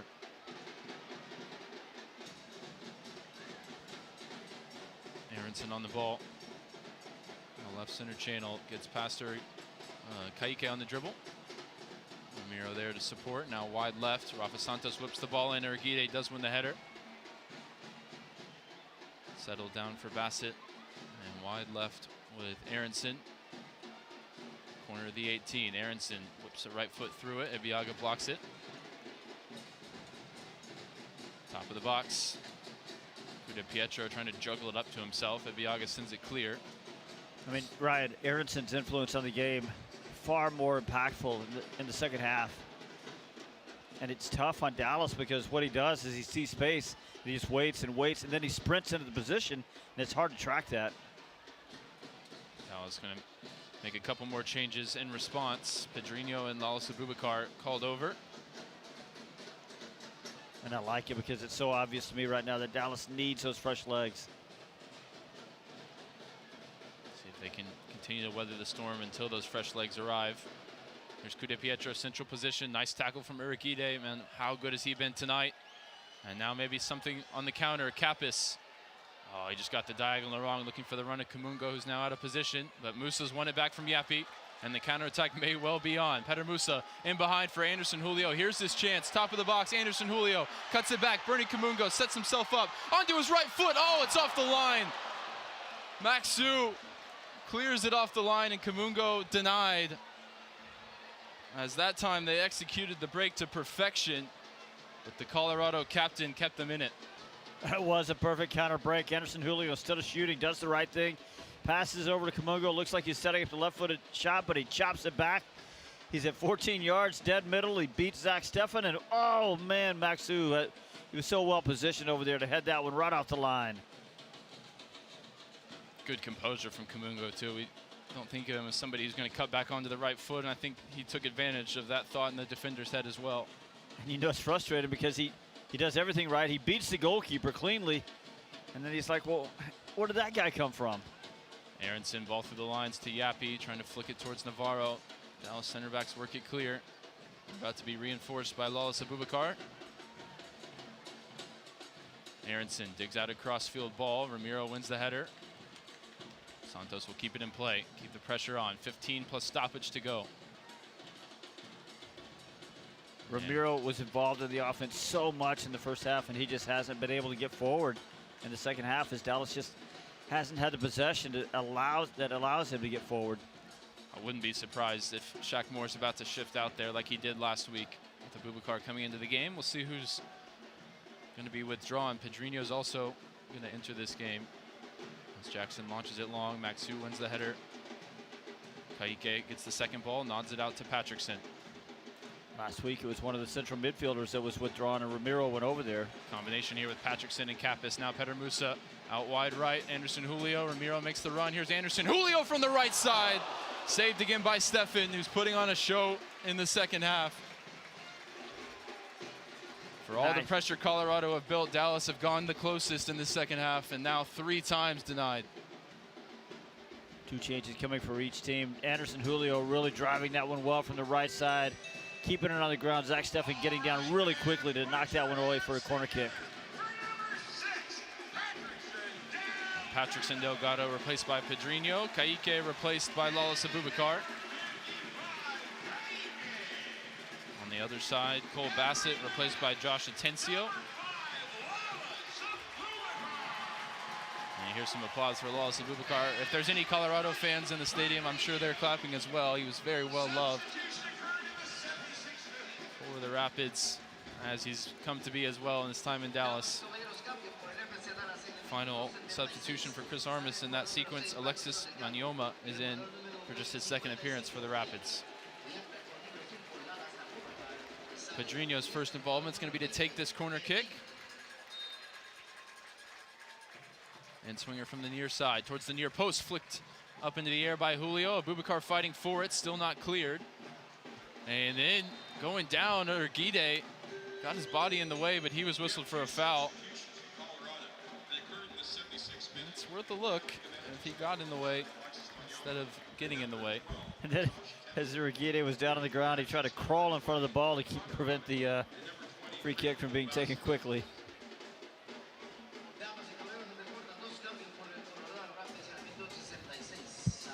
The Rapids in possession. 77th minute. Giveaway in midfield where Ramiro's now patrolling. Set back by Peter Musa. Pedrinho, first involvement for him. He's dispossessed there by Josh Atencio, fellow substitute. Pedrinho, who scored his first MLS goal against Colorado 6 months ago. And back into Eric Kuhl's plans with a substitute appearance last week against Austin. Bigger role to play tonight. And really, we'll get back to that in just a moment. And along the left side, Navarro out in front. Darren Yappy scores, and the flag is up. And that is the only mercy for Dallas, who got carved up there. The Rapids homegrown is protesting the decision. Dallas want to go quickly with it, but they'll have to wait for the check. Michael Barwagen, the assistant referee, I think he got this one just about right. Yeah, Yappy was a step offside, but you just don't want to see somebody running that free and scoring that easily past Jackson. What I was going to get to there before that chance is, I think outside of Peter Musa himself, Pedrinho is the player on this roster that you want to run those counterattacks against tired legs. He's going to get a couple opportunities down the stretch of this game.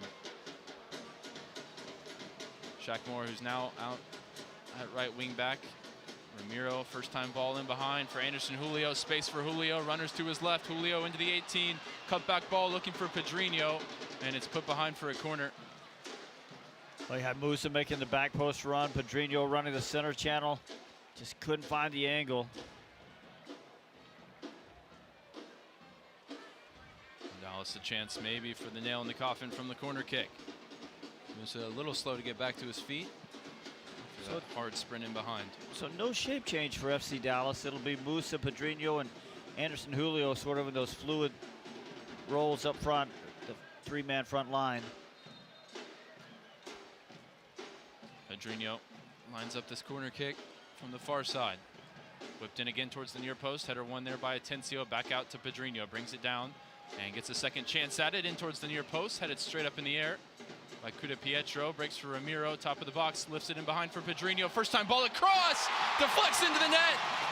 They all count. That one counts for 3-1 tonight as Pedrinho makes the impact.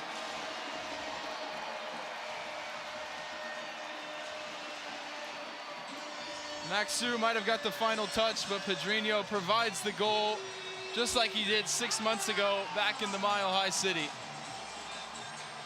Well, Pedrinho was in the doghouse for a little while, but Eric Quill has brought him back into the fold. And well, who let the dogs out, Steve? It's playing in the stadium. He drew it up perfectly. Hey, I tell you what, Ramiro puts a great ball back in. We'll see if they count that as an own goal. They're going to sort of look. And that will allow Dallas just to breathe a little easier here down the stretch. 81st minute now. 2-goal advantage in a 6-pointer of a match here in September. Huge playoff implications coming into the night. And Colorado looking to respond right away. Urguide beats Navarro to the ball. And Dallas building up on the right side with Shaq Moore. Heavy first touch though turns it over and now sprints back in position. Dallas bringing their final substitutes across. Norris and Leggett getting their jerseys ready by the looks of things. Here's an interception by Pedrinho. Now he's got eyes on another. Out to Ramiro. There's numbers in this counterattack for Dallas. They bring it into the Colorado half. Anderson Julio along the right side. The Rapids getting back defensively as Julio lets rip from the right side. It's over the bar. But Peter Musa, applause towards Julio, who's looking to get back on the score sheet. We know he can hit them from anywhere. You have to see a sort of Julio Golazo that he became famous for in Salt Lake. Well, we talked about Dallas maybe padding the lead a little bit. Would they get Peter Musa off? So let's see if that's what Eric Quill is thinking. Save him and make sure he doesn't collect that yellow card. Pedrinho's walking it forward in midfield here. Finds Peter Musa centrally on the turn. Here's Julio. Oh, not a good first touch from Julio, as he had Pedrinho making the run. Stefan rolls it out quick. Ramiro putting the pressure on, making sure there's no counter for the Rapids. And now Julio drops the shoulder into his man and wins possession back. Here's Julio into the 18 along the right side. Cutback ball for Musa. Fires over the bar. And he protests as he's sure that one deflected. I'll believe him.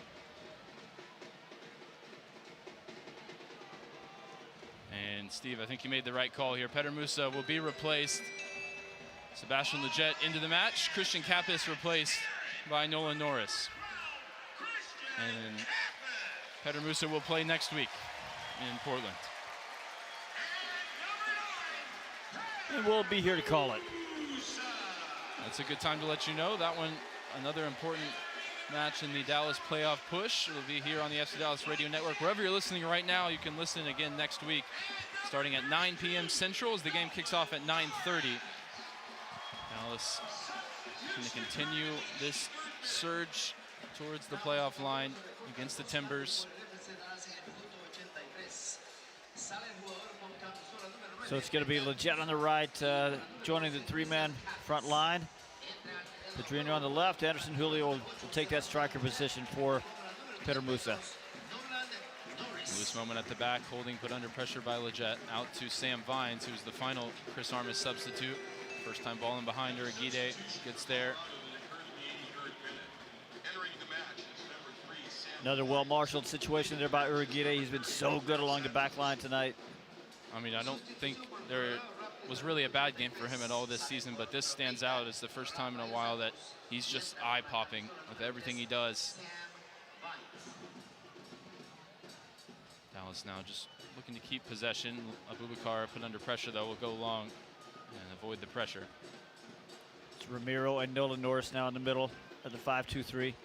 And Norris got into the game last week, just I think to let some seconds tick off the clock, and didn't get a touch on the ball, but he got a whole lot of hot air over on. And picked up a yellow card. And there's Kamongo, a nice nutmeg on Josh Atencio as his confidence continues to surge. Well, Dallas had about 25 minutes of the second half where Colorado was the better team, but they survived that, got the third goal, and it looks like they're going to get the points here. 5 minutes plus stoppage time.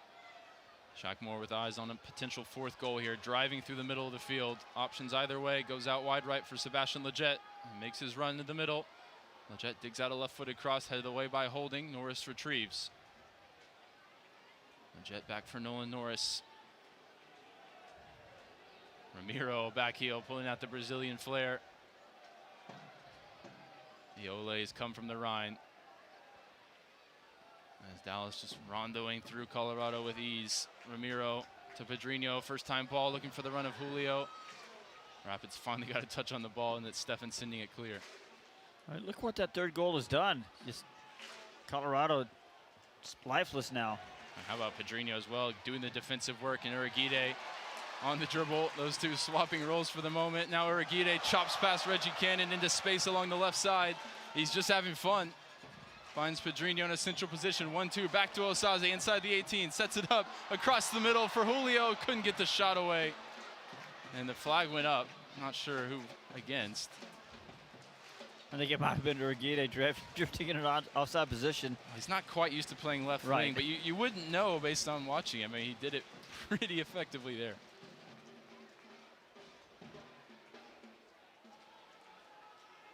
Yeah, it was too bad it was old friend Reggie Cannon that he really did on the over there on the wing on that nice chop. Aronson, who had his influence growing in the second half prior to that third Dallas goal, pulling the strings here. Yappy in behind Kamongo, defending from the wrong side. Yappy cutback ball. Maybe should have gone down. Honestly, Kamongo got caught out of position, and instead Dallas will just concede a corner.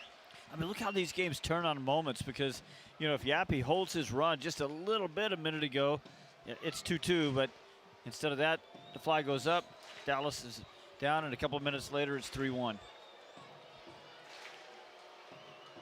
Aronson across to take the corner. They go short.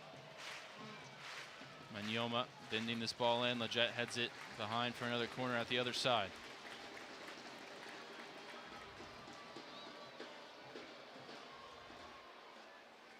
You would like to see Leggett there, maybe make a little bit more of an effort to head that one out, see if he can get it out for a throw-in instead of a corner kick. Aronson made his way all the way across. Not sure that was a good trade-off for the Rapids in terms of the time lost. But he'll take it, but not until the referee has a quick chat with the crowd inside the 6-yard box.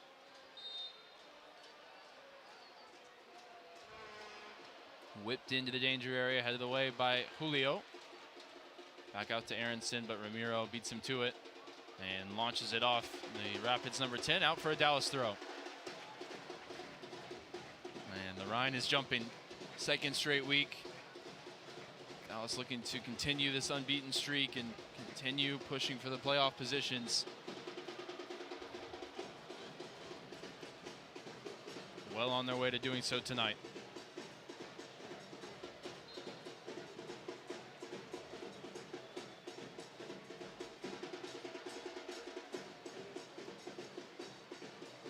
This would be 6 unbeaten if they can see out this result. And this run started with a win against Portland, who they will face next. It's a different proposition on the road at Providence Park. Ryan, last week Dallas had 15 shots, which was just one off of their season high. Tonight so far they've recorded 17. That is the season high. It's felt like it. Even the 3 goals feels like it could have been 4 or 5. Rapids readying a free kick. On the far side, Aronson standing over it. 2 players in the Dallas wall. This one's about 45 yards from Jacob Jackson. It's Vines to whip it in, and the header is met there by Ibiaga. Good clearing header from the veteran center back. Manyoma whips it in low along the ground, and Shaq Moore gets the important touch. Pedrinho dribbled into a corner there against 2 Rapids players. Gave it away. Now Yappy, corner of the 18. Sets it back for Atencio. Finds Navarro in the middle. Out wide left for Paxton. Aronson's shot is deflected and behind for a corner. Just can't get sloppy, otherwise these final however many minutes we're about to find out of stoppage time will get a little too interesting. I believe that was Urigede there that stepped out quickly, get the path of the shot.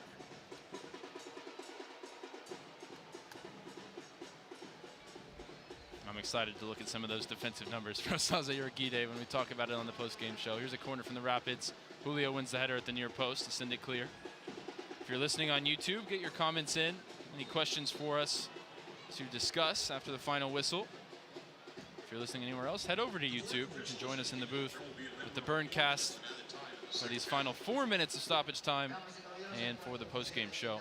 The second time there that Julio's cleared that corner kick, so good work defending the corners by the FC Dallas substitute.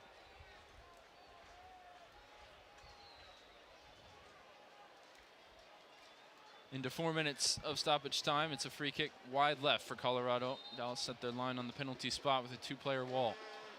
Whipped in by Vines. Jackson comes flying out and gets a big punch to it. Both he and the Colorado player are down and in some discomfort here. It's Navarro who was challenging for it.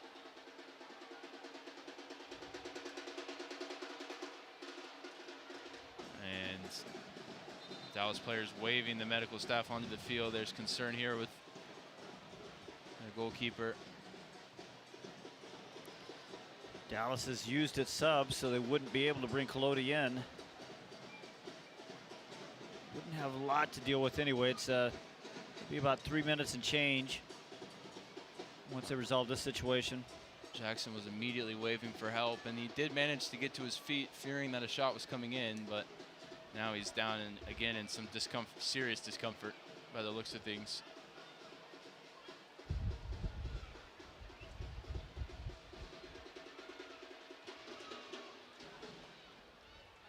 Well, hopefully Jackson is okay. If not, we may find out after all who is the team's emergency fourth goalkeeper, although he's now back to his feet, which is good to see.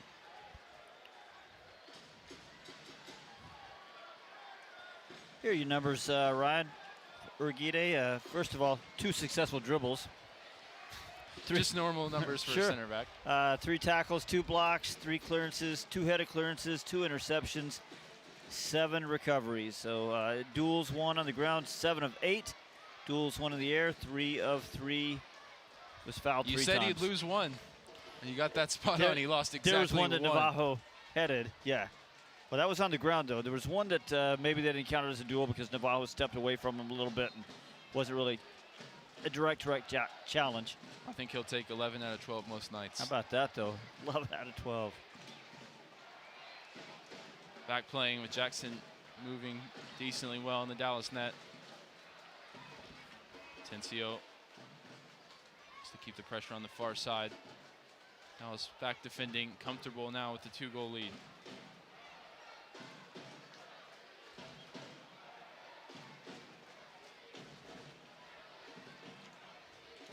I wonder if that was Jackson just being a little wily and just settling everybody down. It was. The one player who can still do that, and with the current rule set, is the goalkeeper. It's not affected by the on-field treatment rule. Here's the ball bending in, and Bernie Kamongo continuing a great performance tonight at left wing back is there. And Shaq Moore pretty clearly knocked it off the Colorado player, but the referee awards a corner, which is taken quickly. And Colorado wasn't quite prepared to take it quickly. They have to go all the way back now to Reggie Cannon.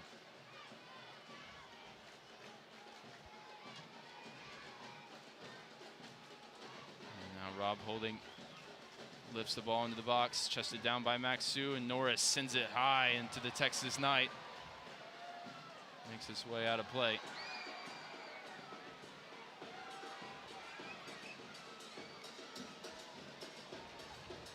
Norris crunched there by Yappy. Yappy, who wanted to be a part of that U20 World Cup. 2 of his Colorado teammates will be there. Noah Cobb, Adam Beaudry, alongside Nolan Norris, representing the United States. How about this? A couple of weeks ago, not too long ago, not a couple of weeks, but a couple of months ago, Dallas was in 13th place. As it stands right now, pending some late results, in 9th place above that playoff line. How about that? Jackson going to launch this long. It may be the final action tonight. We'll play on after his injury prolongs this past the 4 added on. He's going to raise Dallas's record. Since Lucho Acosta made his last start, FC Dallas 4 wins, 2 losses, 4 draws. Near mistake at the back from Max Sue. Julio was trying to pounce on it, and Julio stayed down. Now, he get back to his feet. Manyoma closed down by Pedrinho on the halfway line. Both teams, I think, understanding the situation, waiting for Drew Fisher to put the whistle to lips here. Manyoma still wants to make an impact off the bench. Nice work from him. And Atencio is tripped up. That'll be a free kick for Colorado.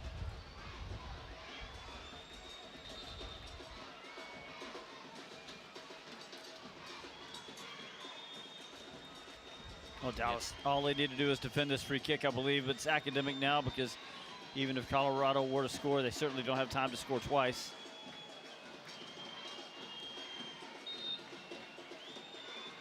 And with tonight's win, they'll finally correct the away and the home issues that they had earlier in the season and have more points here at Toyota Stadium than on their travels. As they get the clearance away, Julio wanted a 4th, but that'll do it tonight. Make it 6 unbeaten for Eric Quill and FC Dallas The Dallas Burn Kit goes unbeaten on the season, 2 wins and a draw. A fantastic performance tonight. Musa in the first half with Kappas on the score sheet. Pedrinho forcing the own goal in the second half to put it beyond doubt. And don't count this Dallas team out down the stretch. Portland away next. And the playoffs very much in the sights of this club.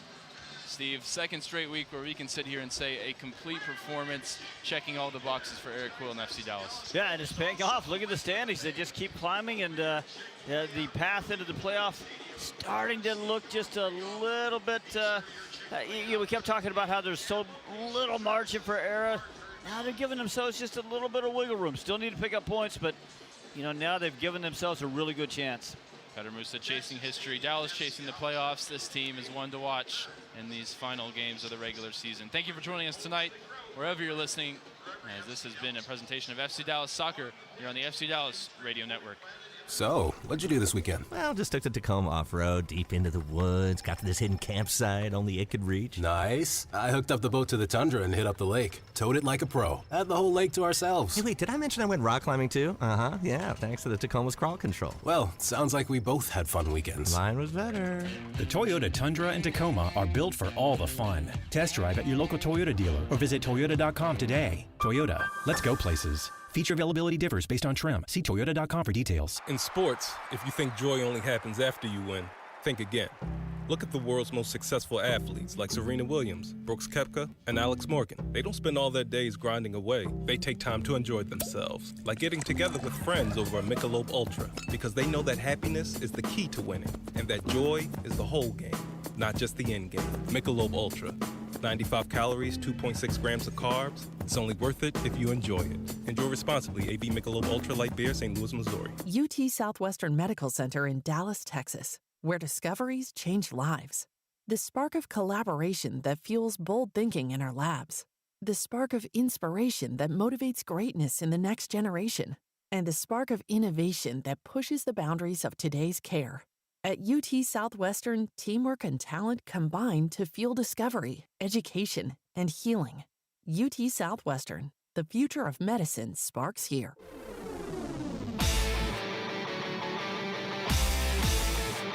Hi everyone, it's Lalas Abubakar, and you are listening to FC Dallas Soccer on the FC Dallas app. After 90-plus minutes in FC Dallas's penultimate regular season game at Toyota Stadium, it's FC Dallas 3, Colorado Rapids 1, as the Burn have for now gotten themselves into a Western Conference playoff spot. Hello, everybody. It is the FC Dallas postgame show brought to you tonight by your local Toyota dealer, Toyota. Let's go places. Also brought to you this evening by UMB Bank. See how UMB can help you achieve your business goals. I'm your host, Sam Hale. I'll be joined in a moment by the voices of tonight's victory. That's Ryan Figert and Steve Davis. But let's start first with your postgame highlights. They started in the 14th minute when the Moose got loose once again. Moore puts this one in behind for Farrington along the left side. Nice touch off the chest. Now Farrington chipped ball in towards Musa. Header on target. Back of the net. And the scoring streak continues. The Moosington Connections back at it. And Peter Musa, in pursuit of history, has Dallas in front. Goal Sweet 16 for Musa made it 1-0 Dallas in the 14th minute. But then 7 minutes later, it was Calvin Harris for Colorado wrong-footing Jacob Jackson. That made it 1-1 in the 21st minute. But it was 15 minutes later when, for the first time in what felt like a long time, an account was opened. Whipped in towards the near post. Header won there by Larraz. Kaike will retrieve it. Back out to Patrickson. Second chance at it. First time ball is a good one towards Kappas. And it sneaks through Zach Steffen. And it's a first FC Dallas goal for Christian Kappas. Kappas gets his first MLS FC Dallas goal as he scores in the 36th minute. That made it 2-1 Dallas, which was the score at the break. It was also the score for a long time going into the second half. But in the 80th minute, we thought a substitute for Dallas had broken the deadlock. Like Kuda Pietro, breaks for Ramiro, top of the box, lifts it in behind for Pedrinho. First time ball across, deflects into the net. They all count. That one counts for 3-1 tonight as Pedrinho makes the impact. While it was Pedrinho that put it in, officially it went off the legs of Colorado captain center back Andres Maxshu, so he gets credited with the own goal in the 80th minute. That made it 3-1 Dallas as they rode that result to 3 points and, for now, a playoff spot. Let's get you tonight's post-game stats, which are brought to you by UMB Bank. Colorado gets the possession battle, but it ended up being close, 52-48. 17 shots for Dallas, 7 of those on goal. That former number is a season high for Dallas. 9 shots for the Rapids, just 3 of those on goal. 10 corners for the visitors, 9 for the home side. You had 4 saves tonight for Zach Steffen, 2 for Jacob Jackson. 11 fouls for Dallas, 11 fouls for Colorado. Yet only 2 yellow cards tonight, both for the Rapids. Cole Bassett and Darren Yappy, the recipients of those this evening. Now let's bring in the voices of tonight's victory. It's Steve Davis and Ryan Figert. And Ryan, for 2 straight weeks now, we've seen Dallas go out on their home pitch on a 6-pointer game and put together a complete game. 2 of the best games you could argue of their whole season. We've heard Eric Quill say all year, hey, this is a team that's better than 13th, better than 11th, where they've been dwelling. Well, he's definitely right now because they are surging at just the right time. Yeah, credit to him. I mean, it felt like, okay, we want to see it. When he told us for so many weeks, this team is poised, they're ready to go, they're about to climb. It's like, okay, we get to be out at training every week, but ultimately what counts is what goes out on Saturdays, and it wasn't coming together for this team.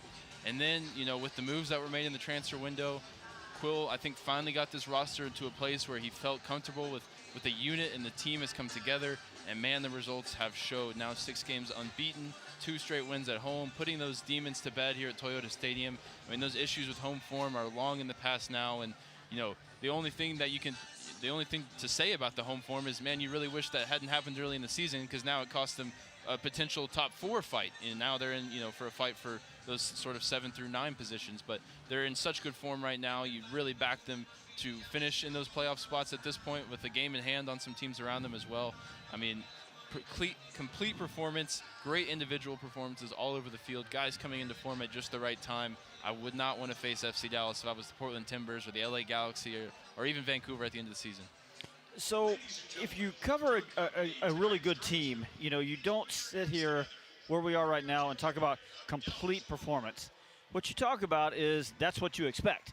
And I think we're getting to a point now where we're going to not talk about and be so amazed that Dallas has a, quote, complete performance, because this is getting to be more the norm, right? I mean, I think through July, Sam, what we had was, as we all get up to close the windows here so you can hear us and not the drone show outside. Yeah, we do love mariachi, but sure. If you want to hear that, go to Spotify. I think what you had through July, what we saw all year, was a team that if we're honest, it didn't look comfortable.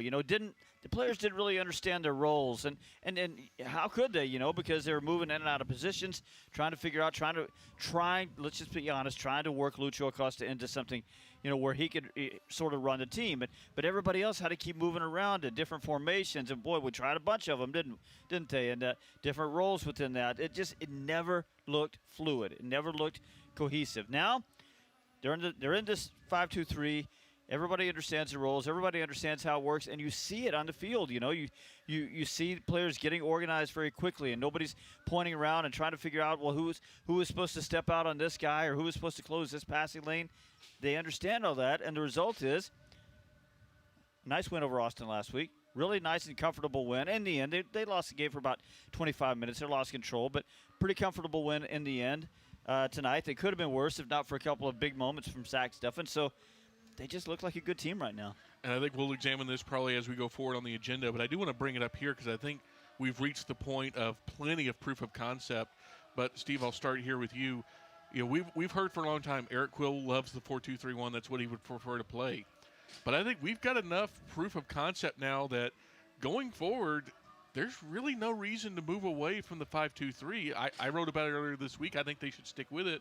Where are you on this as we kind of sit here with 4 games to go? I don't even think it's worth talking about. And that's not a shot at you about bringing up the question. I think the point is, it's obvious to me. Yes, and I just said why. They found something. They found a system that worked. They have guys in comfortable roles within that system. Now, if you're talking about long range, that's not even what we're talking about right now. But for this year, yeah, absolutely. I mean, the results speak for themselves. I mean, it would be silly right now for them to try something else when you got something that's working so well. And we know that Eric Quill is a guy who, when he finds something he likes to just run it back, and he should. Yeah, and I think that it's worth talking about as well that this formation probably wasn't a possibility before the window, right? I mean, Lucho Acosta in that situation aside, I think Christian Kappas is such a complete piece in the middle of the field that they just didn't have. And, when they were playing with two midfielders, it always felt like they were lacking something in there. Ramiro has shown us incredible quality at right wing back recently, but when he's in there in the middle, obviously he's a good organizer. He's good tactically. He commands the field well, but he doesn't have the range that Christian Kappas has, or whoever was in there. I felt like Kappas just has something that they don't have, whether it's legit. Maybe Kappas has the stamina to go 90 minutes at a high level.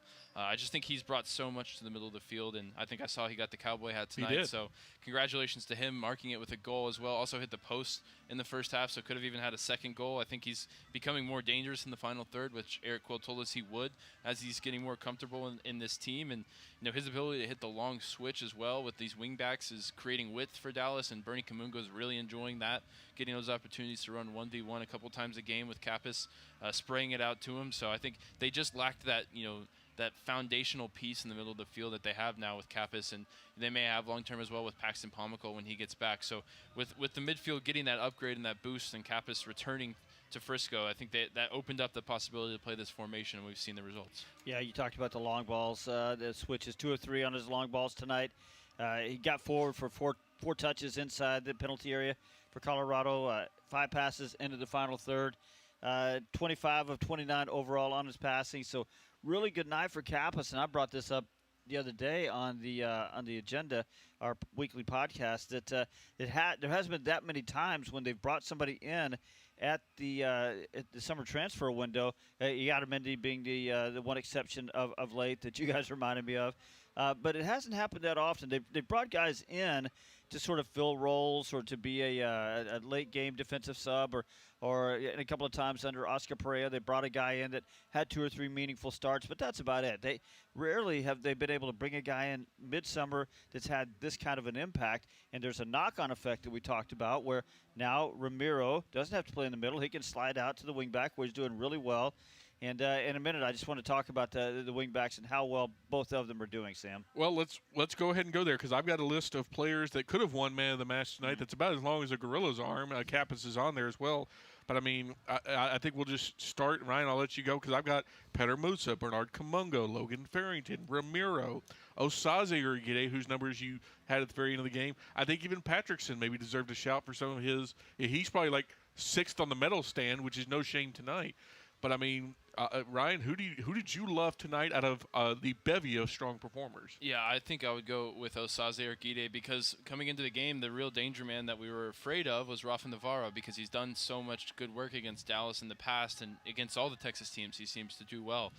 He didn't have a sniff tonight. I mean, Osaze was absolutely dominant until Navarro shifted out to the left side. Maybe he started to have a little more impact once he was further away from Urigide's orbit. But, I mean, man, just the comfort on the ball, the comfort to shield the ball back, and just to be in complete command of every situation. I mean, with him in the middle of the back three, this defense is a completely different calculus. I mean, he can cover for the guys around him. He can just distribute as well when required out of the back, and he has everything, and he showed it to us tonight. I think this felt like, those early season games when he was just clearly the best player on the field for Dallas. Tonight, in a defensive sense, he absolutely was again. Sam, I don't know if you caught this. You probably did, but a good moment here for my partner over here, Ryan Figert. When Darren Yappy came in, he took up the central striker position, and Navajo moved out to the left, and Ryan said over there, I wonder if Navajo gives a look over there and says, good luck. Yeah, he was going to need every bit of it. You deal with Urigide for a little while. Let me get out here. It turned out Yappy had bad luck. He almost. I mean, that's also a point we can talk about. And this game could have totally hinged on that moment where Yappy is half a yard offside, and that's an equalizing goal. And maybe there's a winner from there for either team. But man, it could have been totally different if Yappy held his run. And ultimately, he didn't have the good luck he needed. Yeah, and by the way, to that point, you say that about Yappy. Dallas had 2 of those moments themselves. 71st minute, Peter Musa puts one, probably dead red, but Zach Steffen comes up with a fantastic save. He was channeling his inner Jacob Jackson, so I guess good for him tonight. And then 3 minutes later, Bernard Kamongo and Anderson Julio are working a 2-man game. But then Andres Maxu, who later contributed a goal, thank you very much for that, Andres. But he gets the goal line clearance. I mean, this is a 3-1 game that could have been 4 or 5-1. Yeah, Kappas hit the post in the first half too. There's 6-1 then. it's obviously it's not going to be a 6-1 game, but the expected goals tells the story, right? 2.42 for Dallas, edging towards the 3 that they ultimately scored.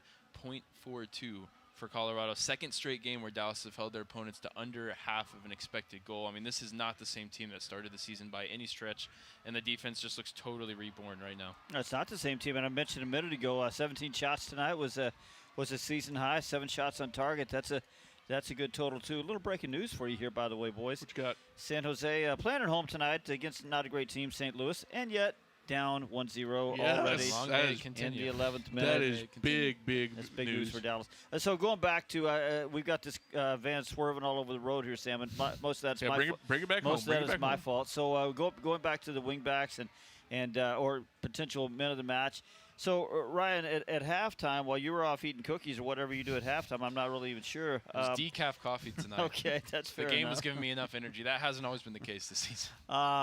We did talk about Bernie Kamongo, and, of course, he had such a strong first half. Got pinned in a little bit more in the second half. Didn't get to stretch his legs quite as much. But what we were talking about, and I think it's worth bringing up again, is how one of the areas of need in his game was to be able to work out of tight spaces a little bit better.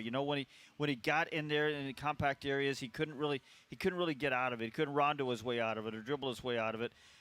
Tonight he did so well and just being tidy on the ball.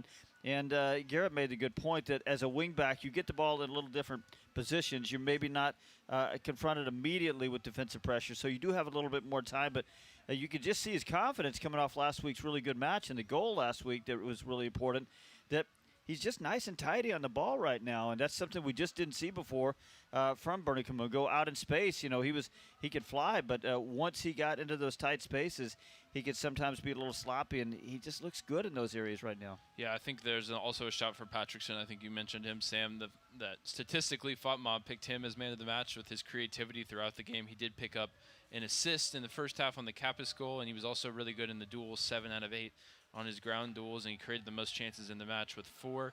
He's really coming into his own as well. Had a little bit of a slow start to the game, but really grew into it. And, I mean, for a team that, let's face it, is playing with one designated player on the roster for the rest of the season after Lucho left, he's filling in some of that creativity. Logan Farrington is pitching in some of that creativity, and not to moneyball it, but Dallas is recreating it in the aggregate with those different guys around Pedro Musa, who's obviously the center point of everything they're doing. It's funny when you talk about Patrickson Delgado. I don't really know that I see him as a real creative guy. What I do see, though, is when the passing lane opens up, he's the guy that is able to see it quickly and move the ball into it. A couple of times tonight, Musa opens up a nice angle, and Patrickson plays the ball right there. And so it's not really that he's creative in those moments. It's just that he's quick to see the pass and make the pass accurately, whether it's a shorter pass or something over longer range. So, I don't really see him, like, inventing angles and, he could be the guy one-on-one and create something, but it's really just more about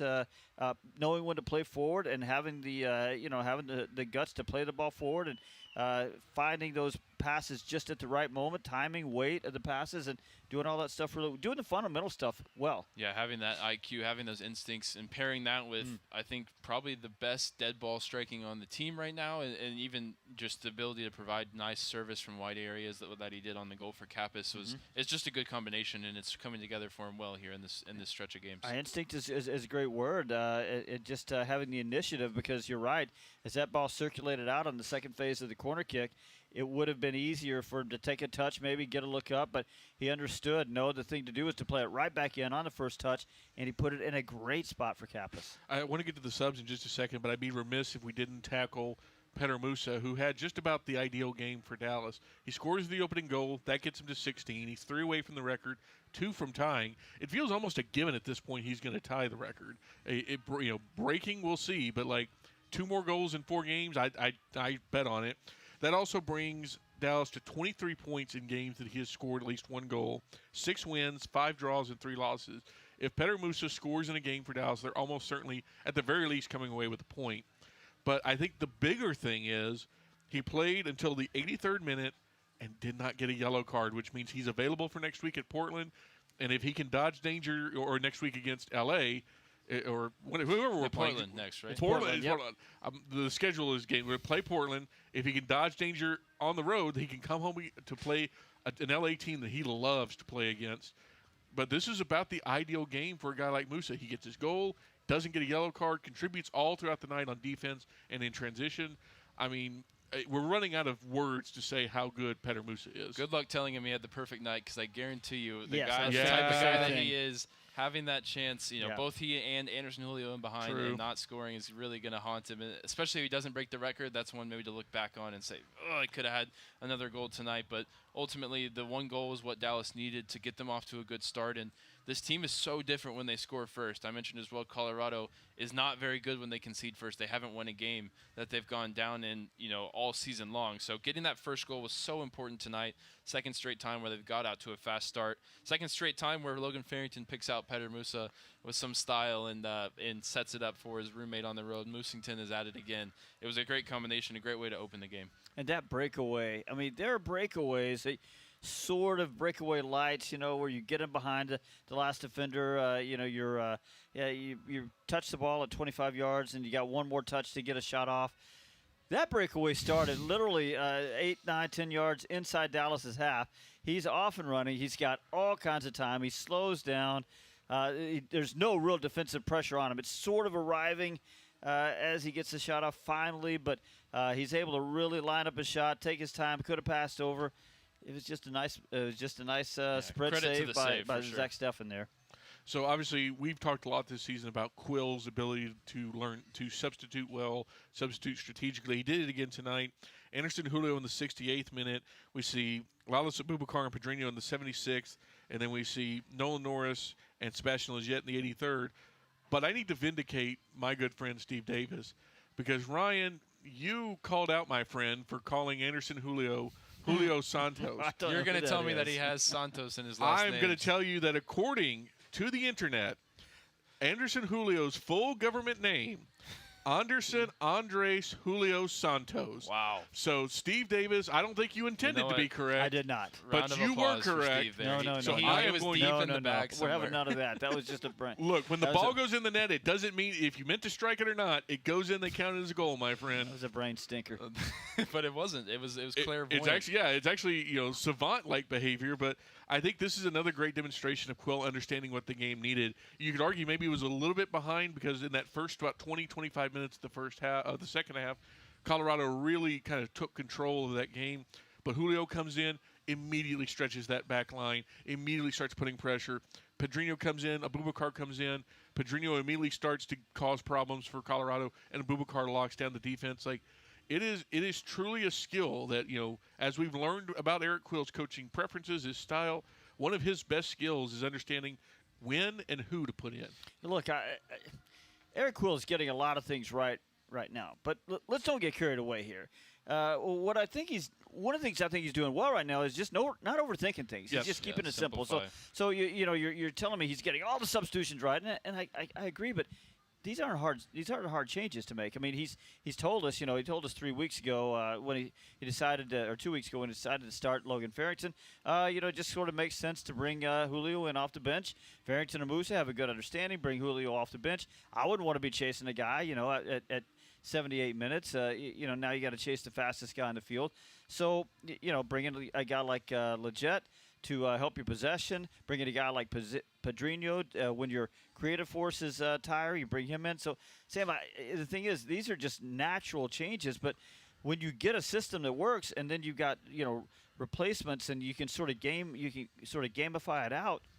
It ain't tough, man. Yeah, but he's just doing the right stuff. I think he would probably say the same thing, in that he's much more happy with a game plan that's executed from start to finish, and that's what we've seen in recent weeks. I'm sure he felt good about what he did when Dallas flipped the script in Miami and got the draw in Cincinnati, and he had this sort of come up with something on the fly that really worked out with using the substitutes, changing the shape, all these things. But just having a game plan that works start to finish is just a true testament to what they're doing on the training ground.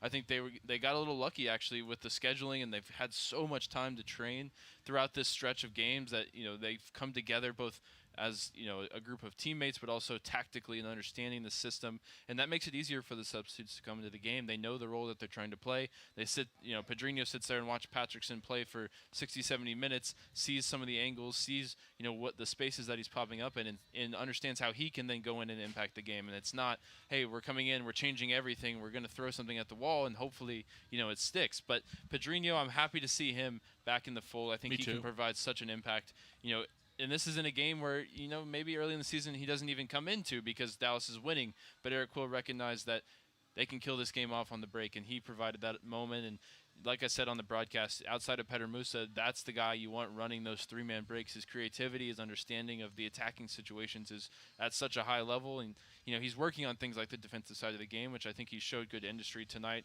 off the bench. But love to see him back in the fold. I think he provided a huge push for Dallas getting this one over the line. And the substitutes as a whole did their job and did it to a high level. I'll tell you what, Sam, I think it goes back to something I said as we opened the postgame show. If we'd been watching this all year, we would not be talking it. We'd be talking about this team much differently, and I think it's time to start talking about the team much differently. I think it's time to start talking about how we expect what we've seen now: 3 home wins in a row, unbeaten in 6. I think it's time that we start talking about the team, and I'm just sort of generalizing here. That I think this team deserves to be now talked about in a way that this is what we expect him to do. We expect him to line up this way. This is what Eric Quill does. This is what he does, toward the end of the season. This is the players he brings in. It's becoming formulaic now, and it's great. It's working. Predictability is a good thing as long as the results out there are positive, right? Yeah, I would definitely argue that the best kind of teams are the ones that you know exactly what they're going to do, but you can't stop them. That's it. And that's kind of what Dallas feels like in this vein of form. I do want to cite 2 stats here, and I'm curious, Ryan, which one of these do you think is more important, because they run counter to what Dallas has done this year? 48% possession on the night, or 9 corners after a couple weeks where their corner game has just been very absent. Yeah, I think they sort of go hand in hand, right? That you're creating more opportunities. There's more situations where the ball is going to be put behind for a corner, but they both show me that Dallas, in addition to limiting Colorado to under 0.5 expected goals, is creating chances, is picking their moments to go forward, is winning the ball back high up the field and turning that into opportunities. They're doing so many things well right now that's going to lead to 17 shots. That's a season high. That's going to lead to that many corners, and that may be a season high. I don't think they had more than 9 corners all year long. And so you also get a goal off a corner as a result of getting that volume and giving Patrickson so many opportunities. Even the one that they score isn't the first ball he puts in, it's the second ball he puts in, and just getting those reps, getting that pressure on Zach Steffen and the center backs for Colorado all night long is eventually going to wear out. Even if they had the game of their lives, they're not going to be able to keep Dallas out with that much pressure towards the Colorado goal. So I think it just tells me they tilted the field in the right moments, they got numbers forward in the right moments, and they're just doing things well in both boxes right now. I have some more breaking news here for FC Dallas fans. 22nd minute in St. Jose, 2-0 St. Louis City. Brendan McSorley, Marcel Hartl, both with Thanks, goals. Guys. Keep it going. They are doing, in addition to losing to Dallas twice, giving us 6 points, it looks like they might be helping us out. 4 points against St. Louis. Oh, 4 points. That's right. There was the draw mixed in there. Either way, they're helping us out and taking care of the Quakes. By the way, Dallas' next opponent lost 1-0 to Houston tonight, which, boy, that's not a fun one to lose with the way Houston is, right? It keeps Houston in it, yeah, too, that's though. the thing. That's the downside. Yeah, Houston, you sort of wanted to see them not creep up on Dallas in the points right now. They're just 1 point behind Dallas. But Dallas does have a game in hand on Houston, so it's still going to be tough for the Dynamo. But that was one that you'd probably rather have seen Portland win or at least draw. And it's a lot more fun to scoreboard watch as well when you've got the 3 points in your pocket from tonight's game. And it'll be fun to watch tomorrow, RSL, and hoping that LAFC can put them to the sword, and Austin as well. Just it's just such a better feeling to not squeak out a draw or lose your game and then sit there and have to pray that other teams are going to do your work for you. Dallas got out in front of it, did their work tonight, and now they can watch tomorrow and hopefully get some results to go their way as well. Yeah, the other one to comment on is that Salt Lake that's has a game in hand now. Is right below Dallas in the standings. Has a game in hand. I don't know, but that game in hand is going to be played tomorrow night at LAFC. That's going to be a tough one. Yeah, for them. I think that Human Sun guy. I think he's figuring things out pretty quickly. He looks pretty What good. was the to me. midweek score on that He's going game, to be a player. 4-1? 4-1. They just played this midweek, so yeah. It hasn't been a fun week for Mastroeni. No, it has not. As we kind of close things down here, I do want to acknowledge one player who I don't think made a huge impact just because he didn't have a lot of time, but he does have something big going for him. Nolan Norris comes in the 83rd minute, and it's the last time we're going to see him here in Frisco because he's headed to Chile to play for the U20 World Cup for the U.S. national team. And I'm glad that he got a little bit of time at the end of this one to send him off in a good way because, I know everyone's saying, well, it's the U20 World Cup. Man, it's a World Cup. Like, he's been working with this for 6 years. Yeah, it's so super cool. important to him, and I think it's really exciting for the club. And we've had guys show really well at that tournament before. Paxton Pomacole was a huge, piece of the team that knocked off France at the U20 World Cup, I think in 2019 or somewhere in there. So, we've always had players involved in it. It's fun to watch. It's a good tournament, too. It's just, it's a high level of soccer. Yeah. You've got future stars, current, stars from across the world playing in it. So good luck to Nolan, and hopefully the U.S. team does well. I am, the one downside is now I'm a little worried about the Dallas midfield depth. Obviously, Kaique and Kappas have been holding it down well, and you can always move Ramiro in there. But right now, outside of those two, you're playing guys in the double pivot that's not really their bag in terms of a Sebastian Lletget. We've seen Pedrinho there in training. Ramiro can slide inside, like I said. So the Dallas midfield depth a little bit less with Norris gone, so that's one to watch. There is a guy out there somewhere that told us he was said his name. Yeah. Trying to come back maybe the last 3 games. I don't know if it'll be this week, but maybe Paxton Pomacole can get back on the field and improve that midfield depth just a little bit. And Sam, before you, how you say it, turn off the lights? Yeah, before we turn off the open light here. That's it. That's a good one. I'm just going to say it one more time. I'm going to repeat these numbers because I said it at the end of the match, but maybe there's somebody driving the tollway right now that's tuning in and didn't hear that part. Osaze Uriguide tonight, who just absolutely had half a Navajo in his pocket. 10 of 11 on his duels. 10 of 11. Think about that for a second. 3 tackles, 2 blocks, 3 clearances, 2 interceptions, 7 ball recoveries, 30 of 35 on his passing, and even, just as a bonus, 2 of 2 successful dribbles. That is absolutely filling up the box score. And almost had a heck of a goal or assist when he was coming up the left side at the very end of the game. That was I haven't seen him play left wing before, but I kind of want to see a little bit more of him. Little chop there, little chop to get past Reggie Cannon. Yeah, I think we had a conversation way back at the start of the year of which player you'd want to build into an entire 11. I think it's a clear 1-1 now for us, Jose, after we saw him on a dribble up the left side tonight. Somebody put him on their 5-a-side team. Who was that, Sam? I believe that was me. It sounds right. That was a good pick. I don't honestly remember. I'll take your word for it. It was me. Well, Dallas in a playoff spot. If results hold, they will stay there for a week. But next week, it doesn't get any easier because they are headed up to Providence Park to play Portland. Portland currently sits 6th in the table on 42 points, although, again, they do lose today to Houston, so they will not advance any points. But Dallas, that's anytime they go out to the West Coast, it's always a challenge. But the good news is, if you're an FC Dallas fan, we're not going to issue a warning right now, but we are going to issue both a Paxton Pomacole watch, and I believe we're in case for a Martin Paz watch. I don't think we're not going to project a warning just yet, but it's a watch. Keep your radars up. Keep your eyes on the social media channels because, this is the time where we expect those two lads to start entering into that conversation. Again, it's a watch, not a warning, but just, keep your ears on there. Follow the FC Dallas social media channels, and, of course, we will keep you updated. But that's going to be MLS After Dark, a 9:30 kick here in Central Time. So pregame on the FC Dallas Radio Network will start at 9 o'clock next week. Myself, Ryan, and Steve will be back bringing you all the coverage of that game. It won't be decaf coffee next week. That's going to be coffee. You're going to need some straight 89 unleaded on that one, my friend. But we make it through tonight on the FC Dallas postgame show. FC Dallas wins 3-1 at home against the Colorado Rapids. They secure, for the moment, a playoff spot in that final 9th place in the Western Conference on a successful night here on the penultimate home game at Toyota Stadium. But for engineer Barry Walters, for Ryan Figert, for Steve Davis, I have been Sam Hale. You've been listening to FC Dallas Soccer, presented by Toyota on the FC Dallas Radio Network. The preceding broadcast